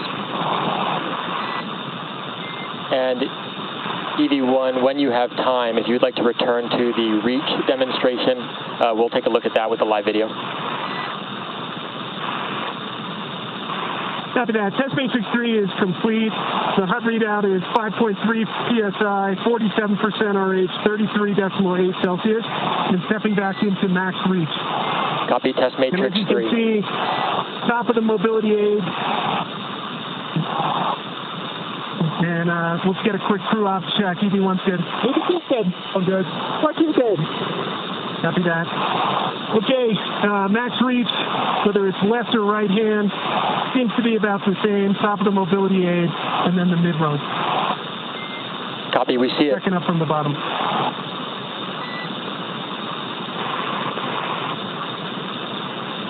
Any go back, SpaceX? Negative. We got about 1 minute until EV1 ingress. Copy that, 1 minute.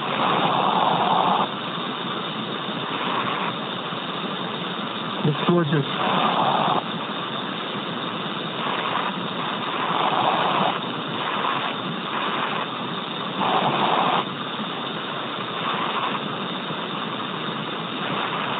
Was a few times to get the umbilical and then right foot.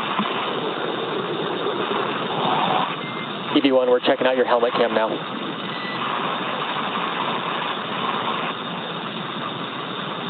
Well, I'm checking out your nose cone right now.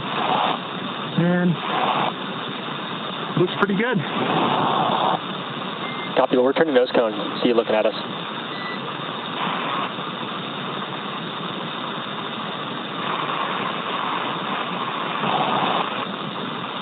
All right, we're coming up about that O2 flow timer time. Crew check for ingress. EV1's good. EV2's good. Part 2's good. All right. SpaceX EV1.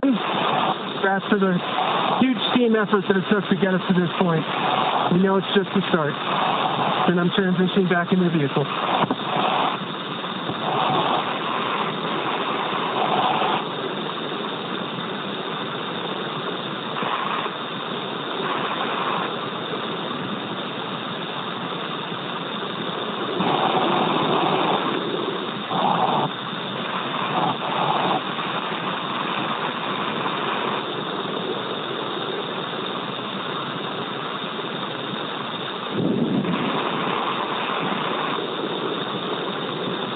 And SpaceX EV1, we're taking a quick look here at the hatch seals. From what I can see so far, they look pretty good. Copy on the hatch seals and stand by for transition to 3-off reset.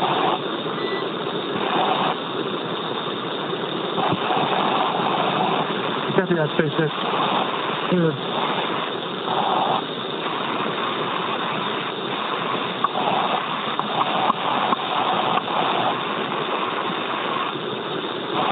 And EV1 is clear.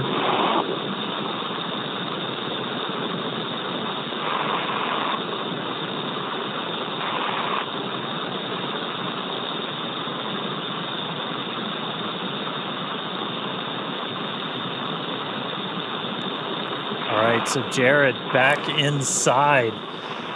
We heard him going through what's called the test matrix.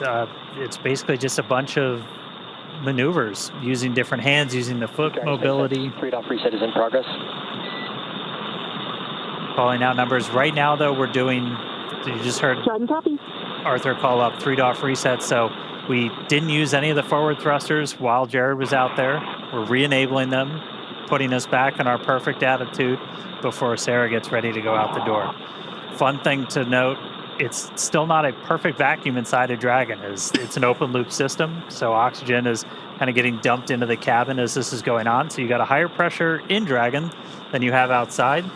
So we're not worried about thruster pluming. Yeah. Now you mentioned Sarah, just like Jared, she will have 10 to 15 minutes outside, perform those same sets of mobility tests as Jared. Like we heard the Corps do with EV1, they will call out when there's 1 minute remaining. SpaceX, attitude reset complete. EV2, go for egress. There's Sarah's clear to proceed. Copy. Crew check for EV2 egress. EV1's good. EV2's good. All good. Port 2 good. EV2 is going to go stand in the door and then step outside. Now this test matrix that Jared just performed and the one that Sarah's about to perform, they have both committed to memory in order to execute these. We saw it being done pretty efficiently. I can't believe how quickly that time went by. Mike, we were talking about how your spacewalks were hours and these guys only have 10 to 15 minutes and it just like that. Yeah, it can go pretty quick, and but fortunately, Test fields look good. I see a little bit of a bulge between 14 and 13.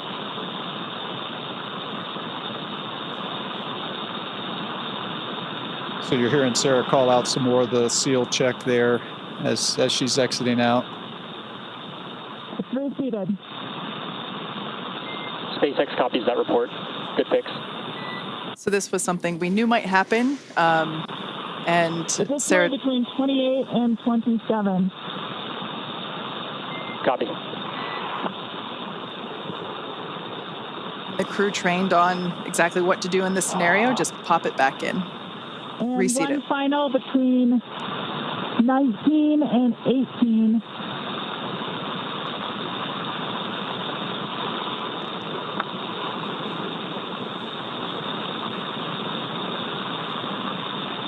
That might be best reseated with hatch closure.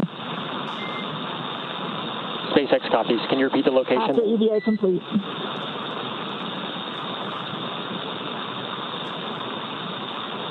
Between 19 and 18. All right, copy. I'll track that and ask again when you're ingress. Copy. EV2 is proceeding with egress. Super exciting to see this. Our fellow SpaceXer, Sarah Gillis, now about to make her spacewalk. EV1, I'm going to hand this back to you.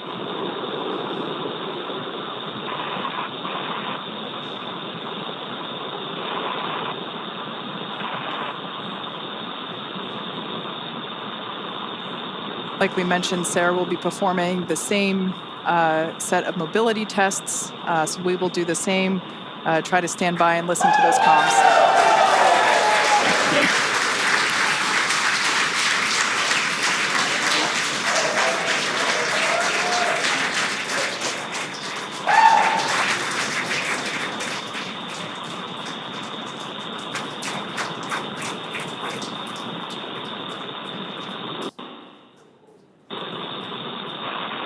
I mean, I said it before, a lot of us work here because we want to do this. All right, stepping into Test Matrix 1 for single-handed mobility.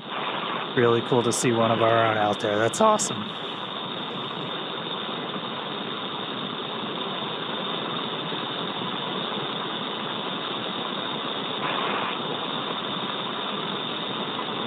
And EV2 for awareness, we're watching from the nose cone.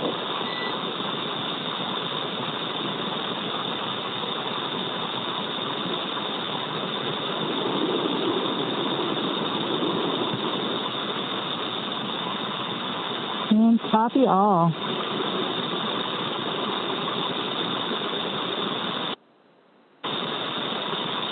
I would say in all three translation axes, I'm having certainly cross-coupled movements.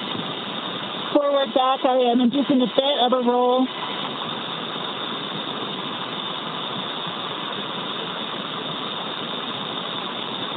Similarly with left, right, and up, down, a bit of a pitch, but all are achievable. Rating is 3.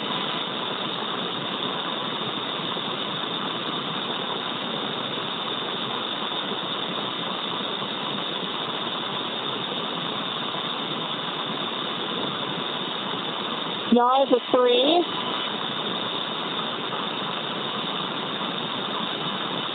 Roll is a 4. And pitch is a 3.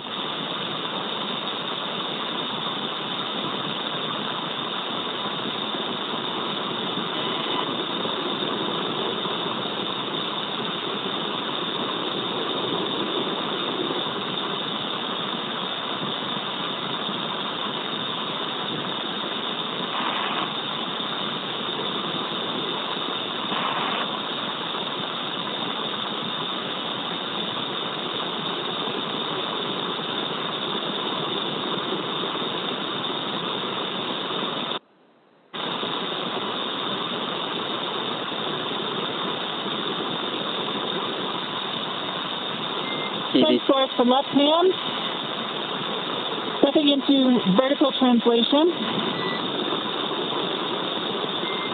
SpaceX copies. And EV2 for awareness, we're tracking an ingress time at O2 flow, 5-9 minutes. Copy, 5-9 minutes.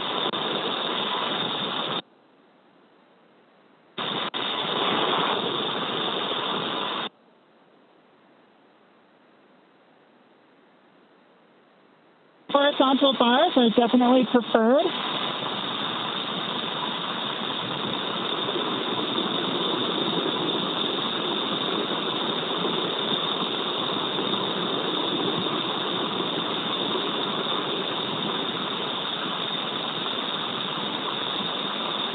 And I'm adequately able to stabilize my body with single hand disturbances.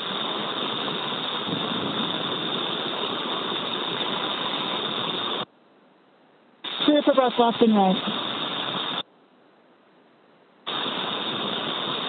Stepping into max reach, do you have visual? Affirm, we have visual on the nose cone. Copy from bar 4 to bar 2, from top down.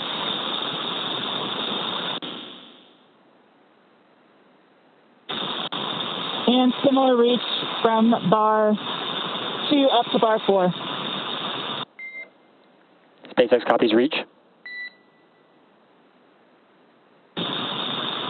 And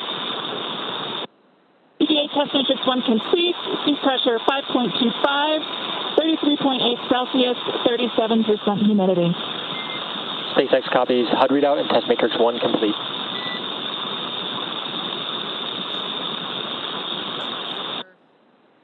Copy, stepping into test matrix 2.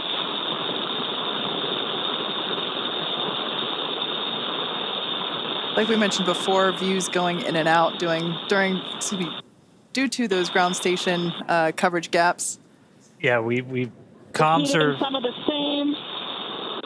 Comms are through satellites, but we've got ground stations for video on Dragon. As you can see in the tracker, we just flew over New Zealand. We're about to go right over the middle of the Pacific.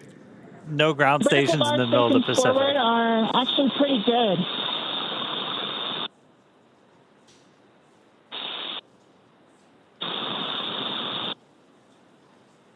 We're hearing the voice of mission specialist Sarah Gillis, our fellow SpaceXer on her spacewalk.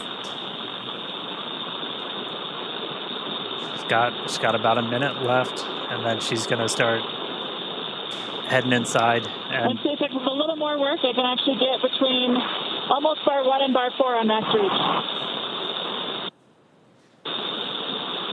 SpaceX copies.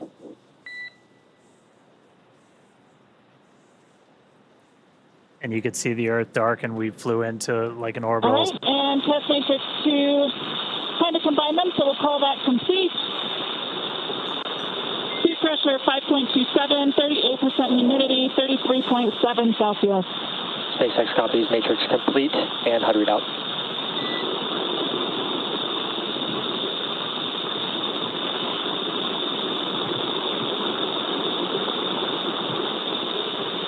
Stepping into hands-free demo. I'm able to engage and disengage my feet.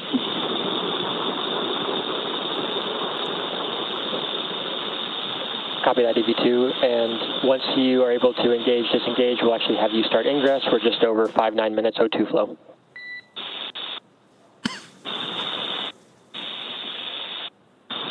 Copy.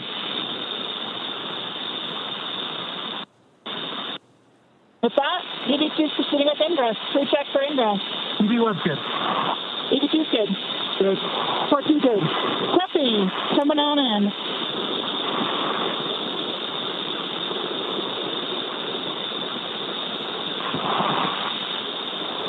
All right, and just like that, Sarah's going to start All making of the her way striker in. plates are clear.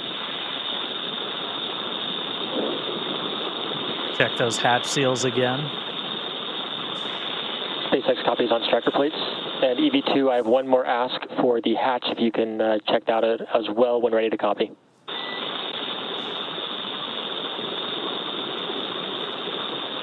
Ready?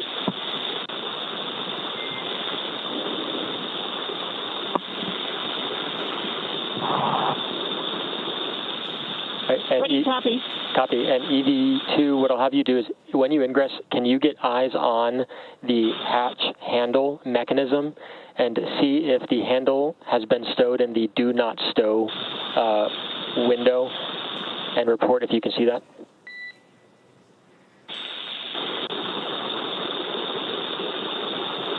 Check it.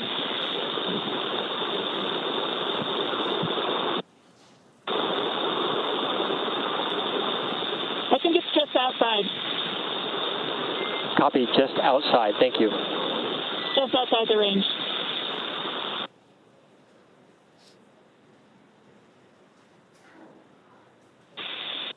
And for awareness, I do see a couple of those same points bulging again between 12 and 13.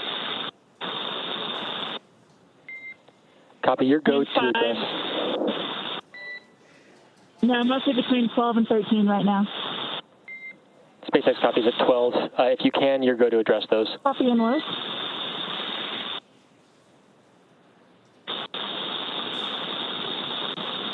These numbers being called out represent the location around.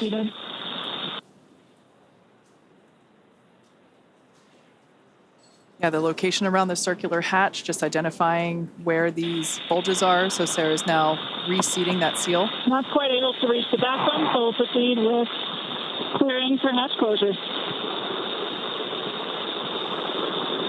Just like that, we're already hearing about hatch closure. It's incredible that these two EVAs, just in 2 blinks of the eyes, are... ED2 is clear of hatch, please. 2 checks.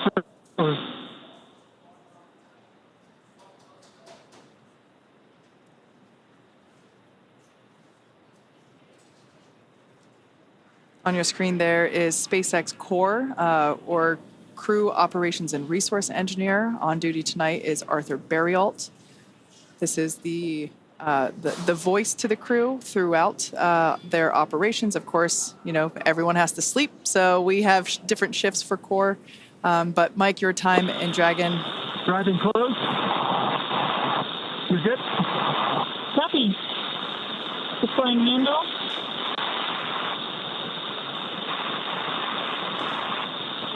Applying force. And closing.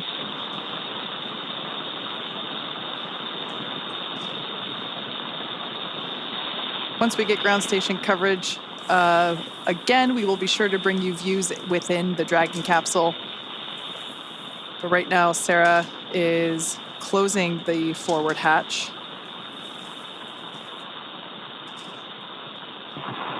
It sounds like we might give the motor a try. Confirm the hatch is visually indicating closed. And hatches verified latch. Okay, command and EVA hatch closed.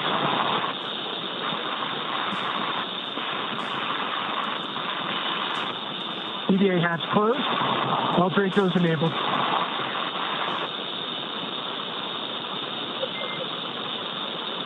Dragon SpaceX, we see EVA hatch closed and pressure indicates good hatch seal. Stand by for transition to EVA repress 1.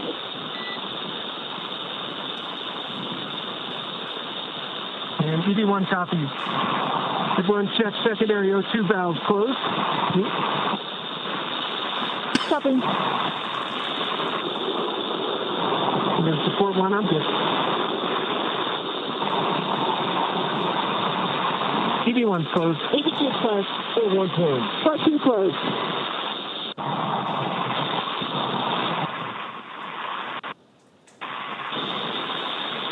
So a couple of real big moments right there.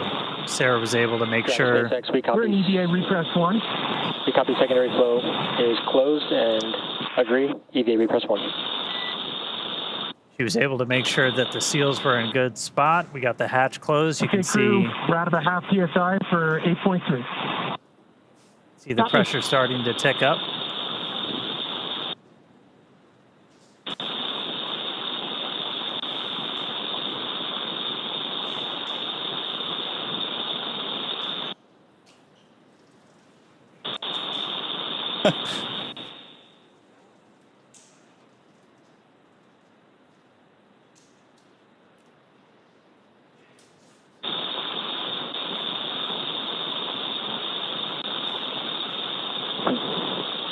Just a final confirmation. Everyone confirm secondary O2 valves are closed. EV1's closed. EV2 closed. 41 closed. 14 closed. Copy that. And we're through 1 for 8.3. All right, so each of the crew just closed those secondary O2 valves on their umbilicals. Again, that was primarily for cooling.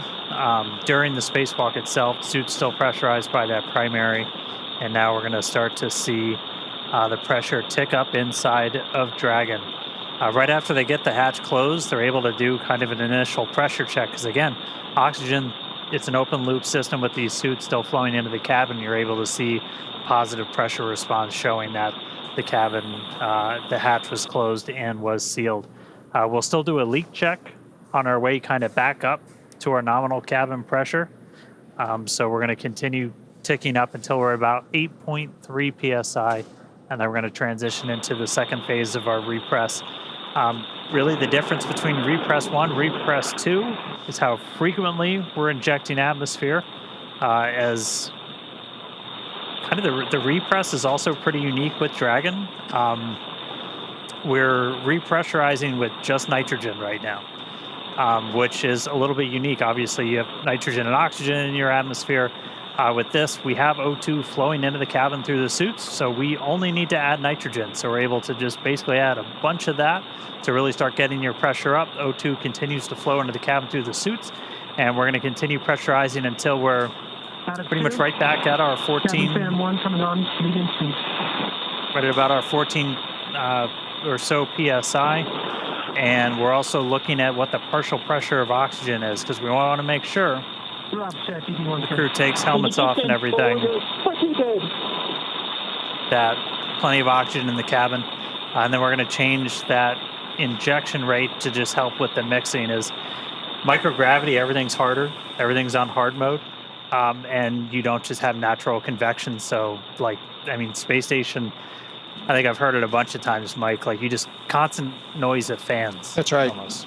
Yeah, there's you've got to continually recycle that air, and one, to help get rid of the CO2, right? Because as they're taking in that oxygen, they're breathing out the CO2, and we need to get that out of the system, which is another important reason to have that air constantly circulating. Yeah. Man, that felt really quick. It did. That was really cool to see them outside for the first time. And what they were actually doing out there is a bunch of pretty simple tests as it looked, but like this is just learning how the heck do you move, because like just moving around in microgravity is tough, right? It is tough. Dragon SpaceX, we're about 2.5 minutes from Tedra's handover.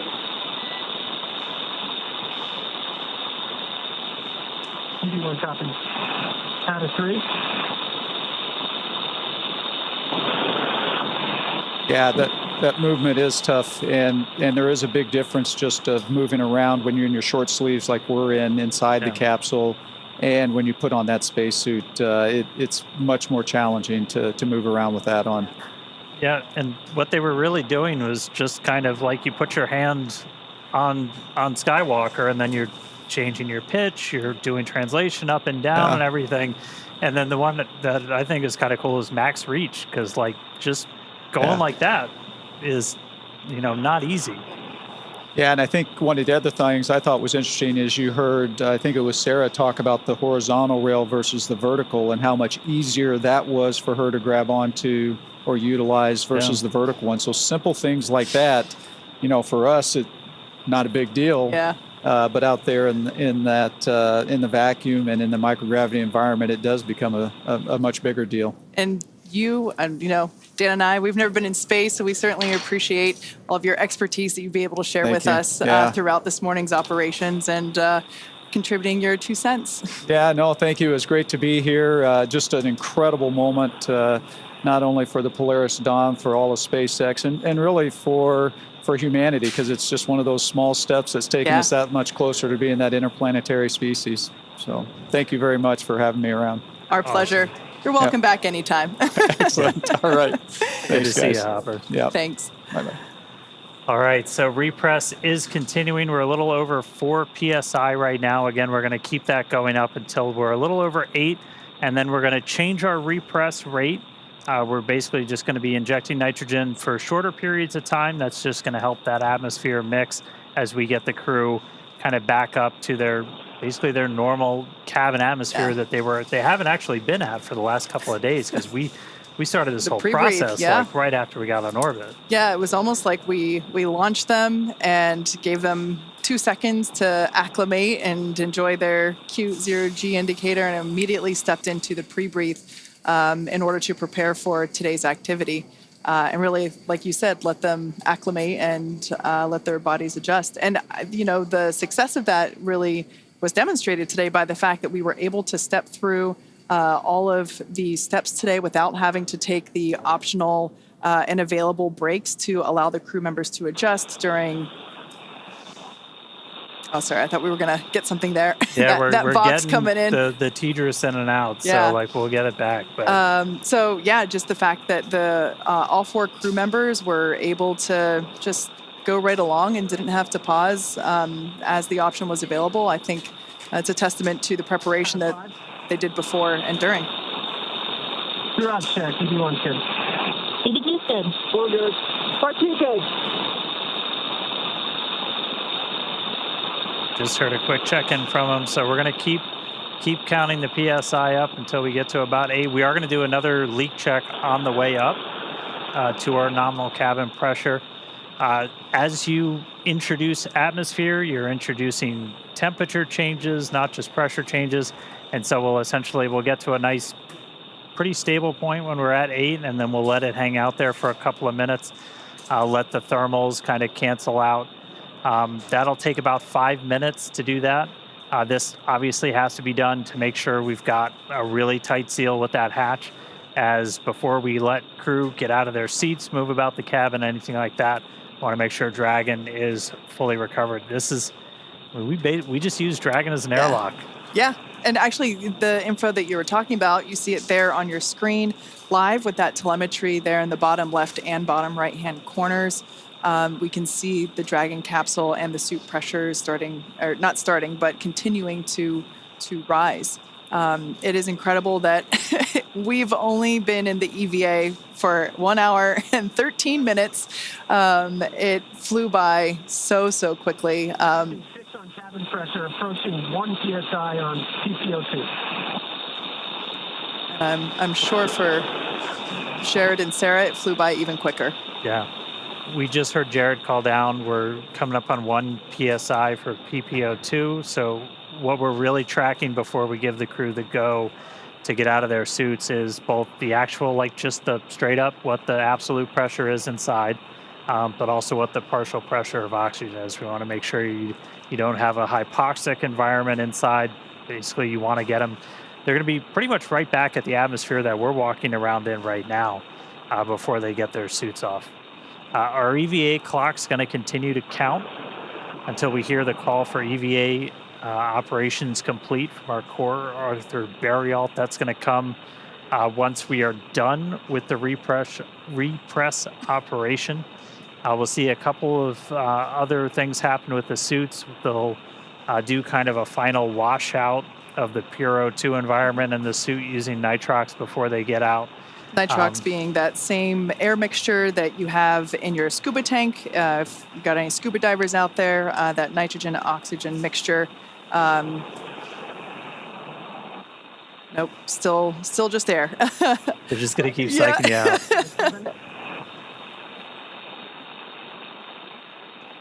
We should hopefully be getting video back from ground stations. SpaceX passing 7. Stand by for transition to repress 2 at 8.3. Okay, copy that, SpaceX. We're following along. Repress 2 at 8.3.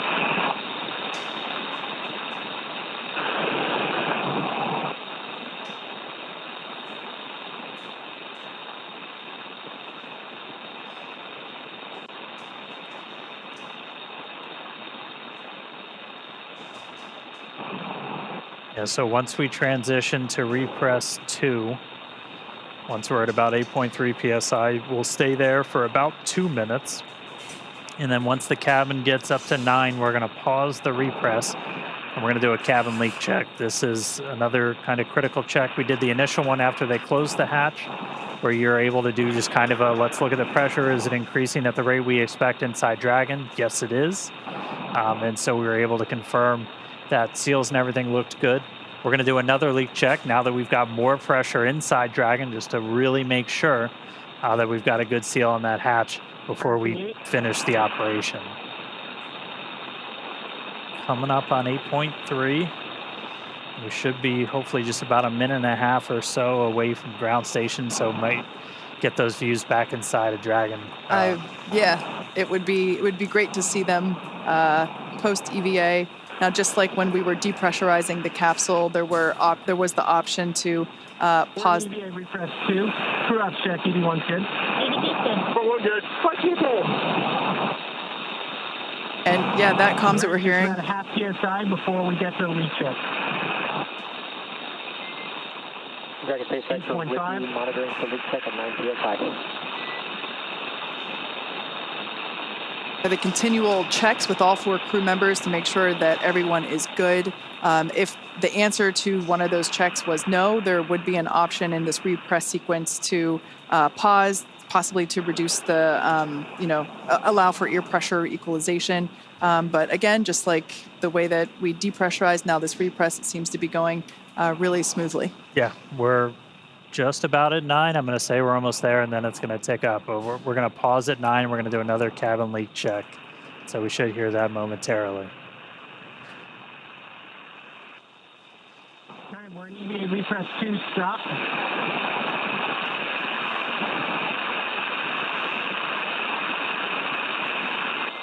Dragon SpaceX with you in EVA repress 2, stop. Waiting 5 minutes for thermal stabilization.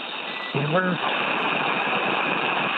copy that, SpaceX. We're tracking. And crew for your awareness, we do a positive repress rate. We are 30 seconds into the leak check.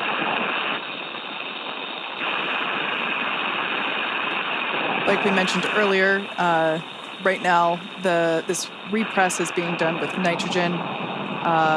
Once we get for your awareness, PPO2 is 1.35, halfway there. Suits are still flowing that oxygen, and in a few minutes we will begin to flow. We'll do a flush of nitrox into the suits.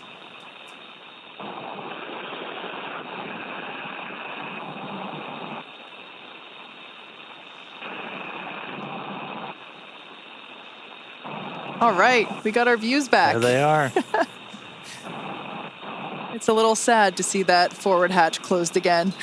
It's got to be really hard when they tell you it's time to go back in. Yeah. Just one more minute. Yep. Reminds me of when I was a kid swimming in the pool. You know, time to get out. Just one more minute. I mean, it speaks to the professionalism for Jared, for Sarah, for the whole crew, really. Like that's got to be, this is something they've been training for years. And it's got to be really hard not to go for those, that extra 30 seconds, but they're true professionals. Yep. They know there's a timeline. 2 minutes into this 8-minute leak check. Cross check. One good. One good. What you good? PPO2 just passed 1.5.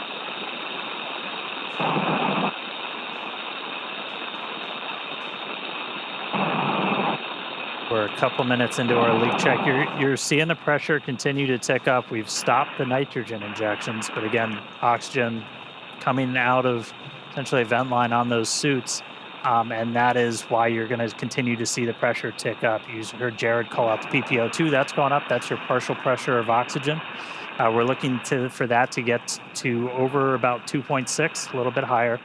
And then our final actual, just ambient pressure inside Dragon is going to be right around 14.4 or so. And I mean, that's a little bit lower than what we're walking around in now. But if you're at a little higher altitude state in the country or something, that's what you might be sitting in right now in your house. And they haven't been at that pressure since they left her. Yeah. But after we get all the way up there, we're going to do kind of a final flush of the suits using that nitrox that Kay was talking about. That takes them out of that pure oxygen environment, and that's one of the final steps before we'll hear that call from Arthur of EVA operations complete, and that's when our clock's going to stop. Our spacewalk did start today at 3:12 a.m. Pacific, 10:12 UTC. It's continuing to tick up. Ours was unique. We talked about it a little bit with Mike. There's different rules for every single spacewalk. It's kind of, it's fun, a little challenging sometimes to track all of them. Even on the space station, there's. We're halfway through the leak check. Still positive research.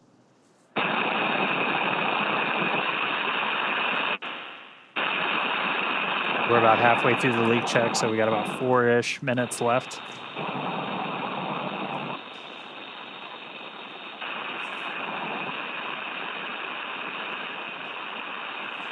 We can see the pressure inside Dragon stabilized during this leak check at 9.4. Helps to ensure that that forward hatch is properly sealed and shut. It's very similar to a suit leak check that we do in terms of sustaining a pressure and measuring that pressure over a period of time. Obviously the leak check for the capsule takes a little longer than the individual suit leak checks. But so far, so good. A little bit more than halfway through. Yeah, bigger volume. Check evaluation period start 3 minutes. All right, so we hit. Copy that, SpaceX. We're tracking. Hit essentially a thermal stabilization. So again, this is the fun.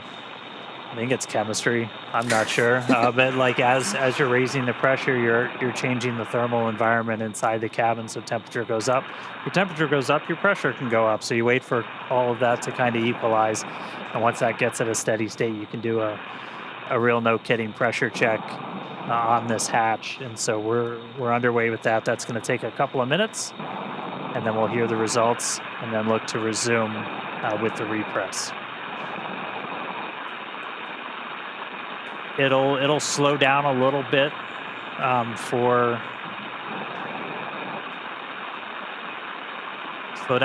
for the remaining of the repress. Kind of going in reverse. When we did the depress, a lot of that atmosphere was flowing over, and once we got down low, it started to slow.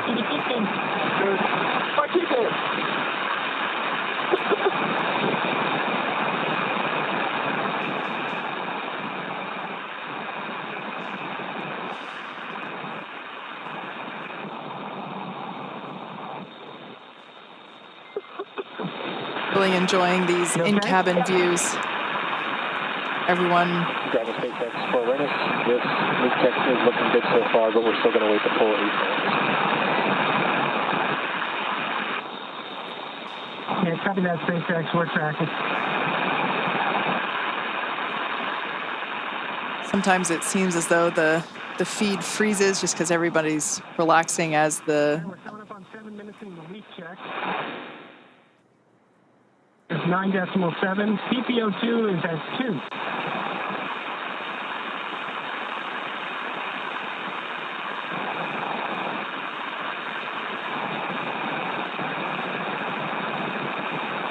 Enough.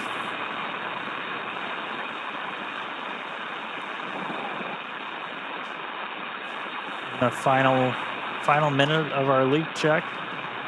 Reports from the ground, everything's still looking good.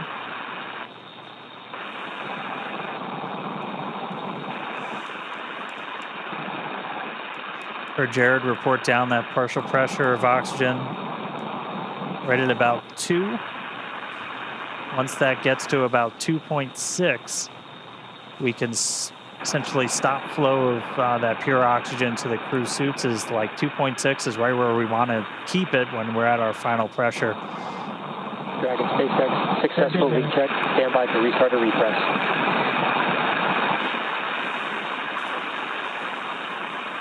Copy that, SpaceX. We're following along.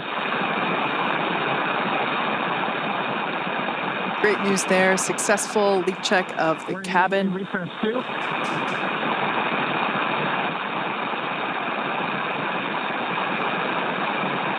All right, crew, we're in EVA repress 2. As a reminder, EVA repress 2 will complete when either PPO2 reaches 2.62 or cabin reaches 1 atmosphere.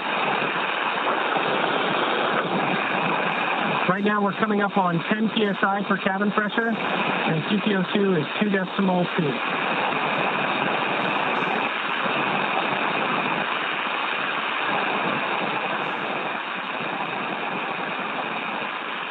It's a really good explainer there from Jared. Again, those are the values we're looking at. We're seeing the PPO2, that partial pressure of oxygen, continue to tick up. Once that gets to about 2.62, we're going to be done flowing that pure oxygen to the suits of the crew.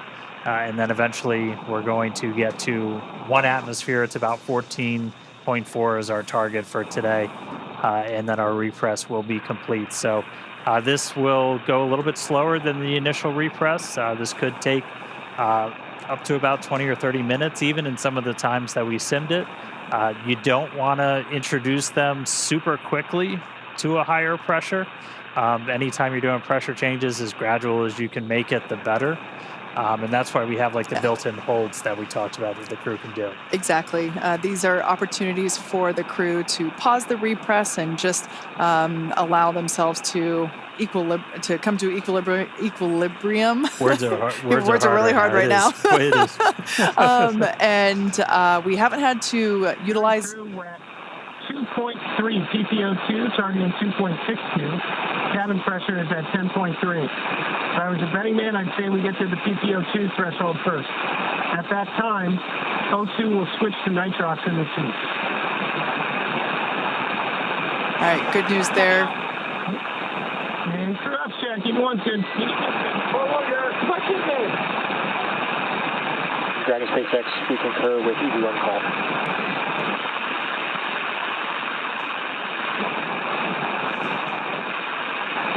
Continuing to repress the cabin. We had a successful leak check, and you can follow along with the repress along with the data there at the bottom of your screen.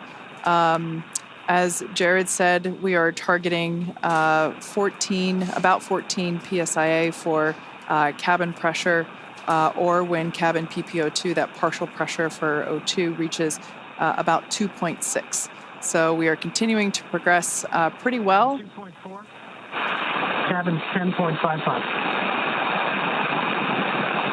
However, as Dan just said, this portion of the repress could take up to 30 minutes, just so that we're allowing the crew to acclimate along with the capsule.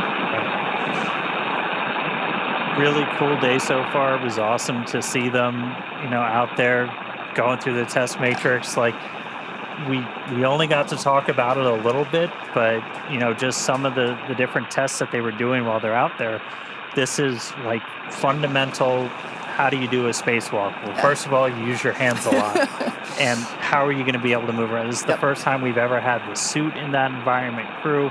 And so they had basically a checklist of like, these are the things you're going to do. And it was, use one hand and wave the other one around and see how well you can stabilize yourself. And then rate that activity on a scale of 1 to 5 and report it back to. We could hear that a little bit in the activity of, okay, I'm doing this thing. Here's the functionality of that test. Yep. Yeah, and then doing the reach test, doing the up and down, and they did it at the very end. You saw Jared go hands-free for a second, and that was we had a foot restraint in Skywalker as well. If you've ever watched a spacewalk in the space station, you've seen astronauts in the robotic arm getting flown around with just their feet strapped in. That's a pretty critical tool when you're working in microgravity, because otherwise, you go to swing the hammer and like it swings back at you. So you need something to kind of brace yourself, and a foot restraint can be really important. Yeah. It was. We also saw the helmet cam getting checked out. That was certainly a highlight for us to see what Jared was seeing. Even though at that point I think we were in the orbital night, but it was many amazing views, and it went by so quickly. Both Jared and and we're back. We got views again. SpaceX is with you. Reminder to start manual timer on nitrox to suits.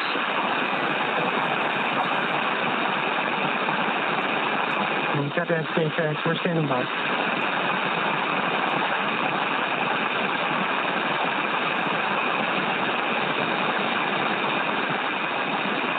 There it is. Clock started.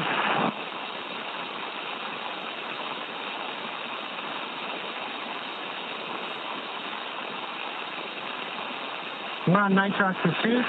Cabin TPO2 is 2.16. And cabin atmosphere is 11.11. Well, it might look like the feed is frozen. If you look closely, you can see small micro movements there with fingers and the strap above Anna's shoulder. We, unfortunately, due to ground station coverage, don't have video 100% of the time, even though we wish we did.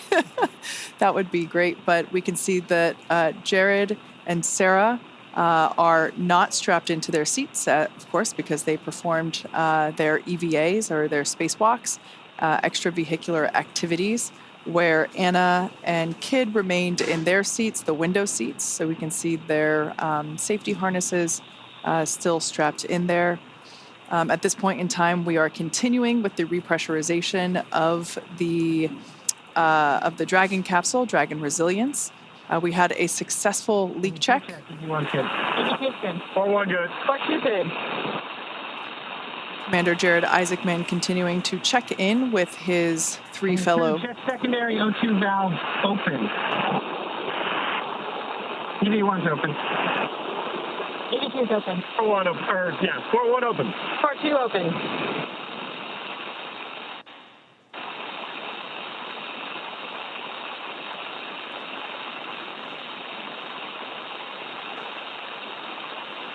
Continuing to repressurize the Dragon capsule. We're targeting about 14.1 psia for the Dragon pressure, which is the telemetry readout in the far bottom left corner of your screen.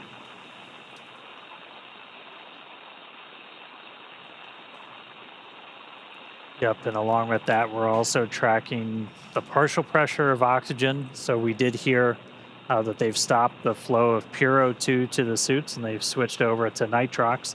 So again, anything that we're flowing into the suits also gets introduced into the cabin atmosphere. It's an open loop system. It's how you essentially maintain pressure in the suit, since you're just constantly flowing that air in there to wash out any carbon dioxide they're exhaling, to actually function as they're cooling. So we're switching over to nitrox just to make sure we maintain kind of the right balance of nitrogen and oxygen in that cabin before they get to go to take their suits off. So we're already at that for the O2. And so we're on nitrox in the suits now, still injecting kind of the pure nitrogen into the cabin itself. And the teams just keep an eye on the O2 levels as we go throughout, and we can adjust our injections as we need to. So we're just kind of hanging out now, waiting until they get to that 14, a little over 14, and then the call we're going to be listening for is going to be EVA operations complete from Arthur.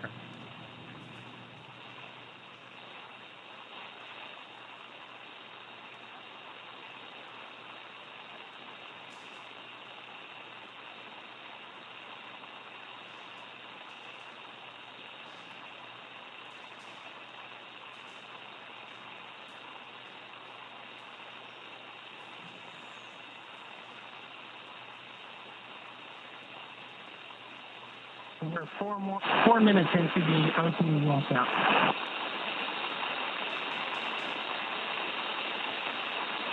Cabin TPO2 is 2.9, cabin pressure 12.5.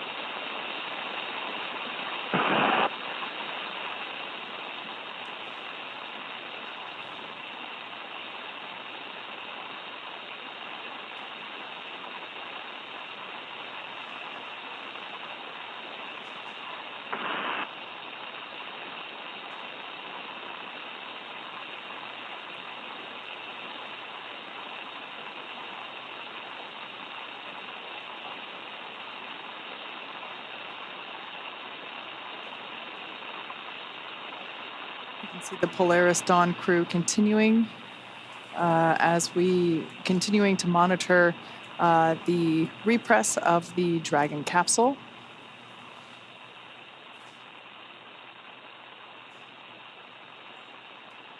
On the far left side of your screen is Mission Specialist and Medical Officer Anna Menon. To her left, or our right, is Mission Specialist Sarah Gillis. Both of these wonderful women are our fellow SpaceX employees. So incredible to see them in space doing amazing things. Yeah, and seeing Sarah get to poke her head outside Dragon, that was, I mean, both of them have trained astronauts. They've basically gotten people ready to go do this, and it's got to just be really special to get up there and do it themselves. Incredibly. And then to the right of Sarah was Commander Jared Isaacman, who was the who performed the first EVA operation. So Jared went first, and then Sarah after him. And then on the far right-hand side of the capsule, so not this photo, but the live view inside, was Scott Poteet, prefers to go by his call sign Kid. He had the other window seat.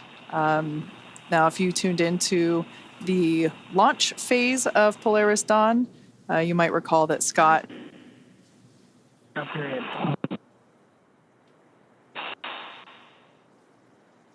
3 PSA. Cabin pressure is 13.3.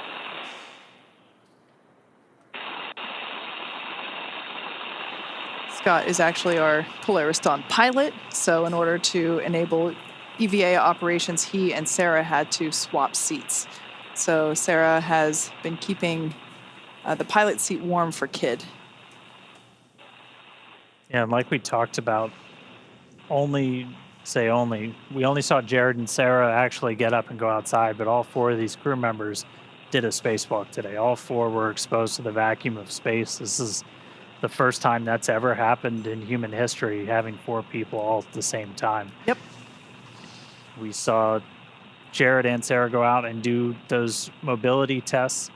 Anna and Kid, one of their kind of main roles was being the eyes back inside. Very similar if you've ever watched the space station spacewalk, where you let people inside who are able to kind of call out or fly a robotic arm or something. They're just a really important part of the team to make all of this work. Like, no spacewalk doesn't happen in a vacuum. It happens in a vacuum, but like you're never doing it solo. And so they were largely making sure that umbilicals didn't get hung up and keeping eyes on seals and stuff like that for the crew. So also keeping an eye on the umbilicals in case if it got wrapped around their foot, and just really acting as the assistant coach while the EVAs were underway. Right, we're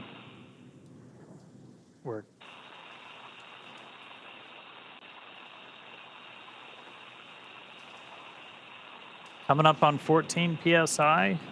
Again, we're already at the oxygen levels in the cabin that we'd look for, and so now we're just waiting until we get to that final pressure. Technically, the EVA is still underway. That's right. We have not yet heard the call out, EVA complete.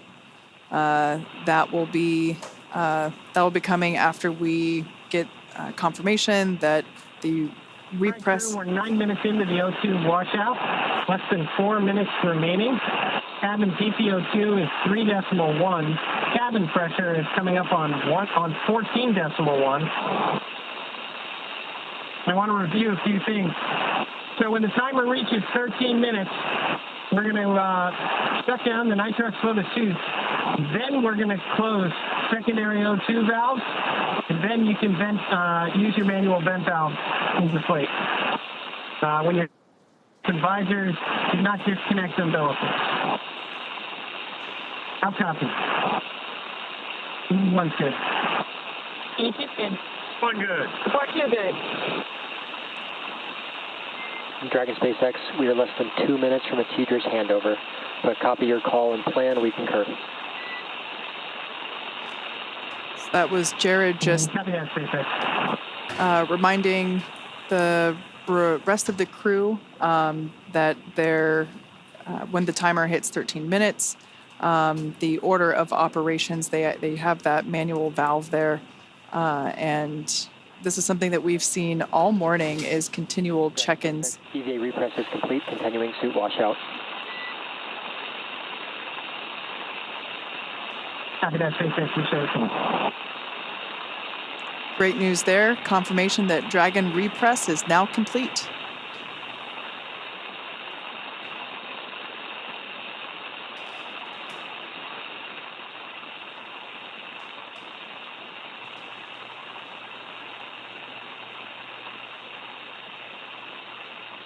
So right now we're just waiting for that final, we call it the O2 washout. So again, we've been using nitrox instead of the pure oxygen into those suits.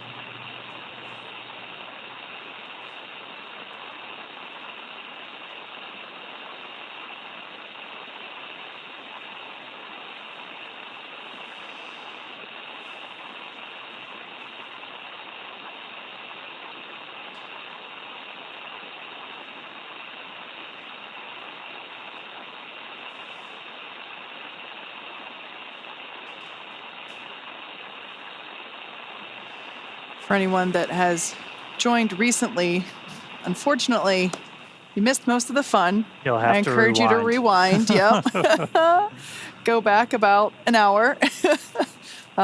We have had successful completion of both Jared and Sarah's spacewalks. We saw them move through their test matrix and perform the suit mobility tests and the testing of the Skywalker mobility aid located at the top of the Dragon capsule. 1 minute to go.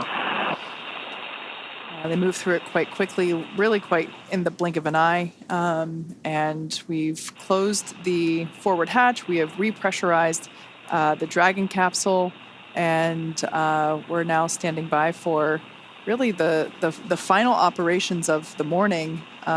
So yeah, unfortunately, if you only recently tuned in, you should definitely rewind and go back. There were some incredible views of taking place during the EVAs. The crowd that we had in front of Mission Control here in Hawthorne was almost on cue. We're certainly excited, as were we, to see the views of Jared and Sarah emerging from the top of Dragon Resilience. It's been quite a morning, and I can't believe it's already almost 5 a.m. Pacific. We had there it is. Arming, disconnecting nitrox to 2.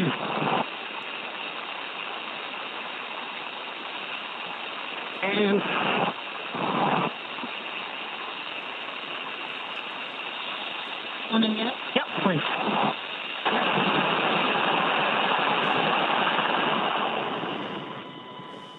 All right, check secondary O2 valves closed. EV1's closed. EV2's closed. Sport 1 closed. Sport 2 closed. All right, you're going to manually vent down.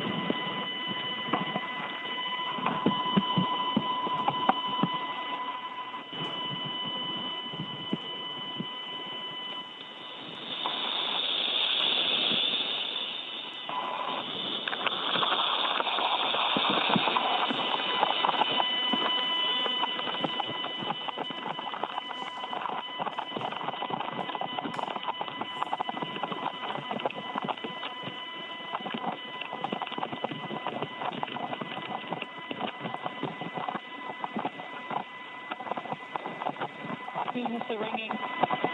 Checkbox. Yes, everybody.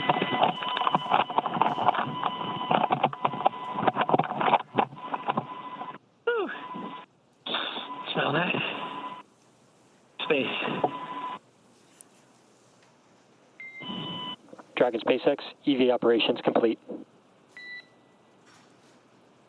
And that's... Copy that, SpaceX. We show the same. Nice job for everyone and everyone at SpaceX who made it possible. All right. Section 9. Turn all seats, push to talk to manual. Armed. Execute. Space.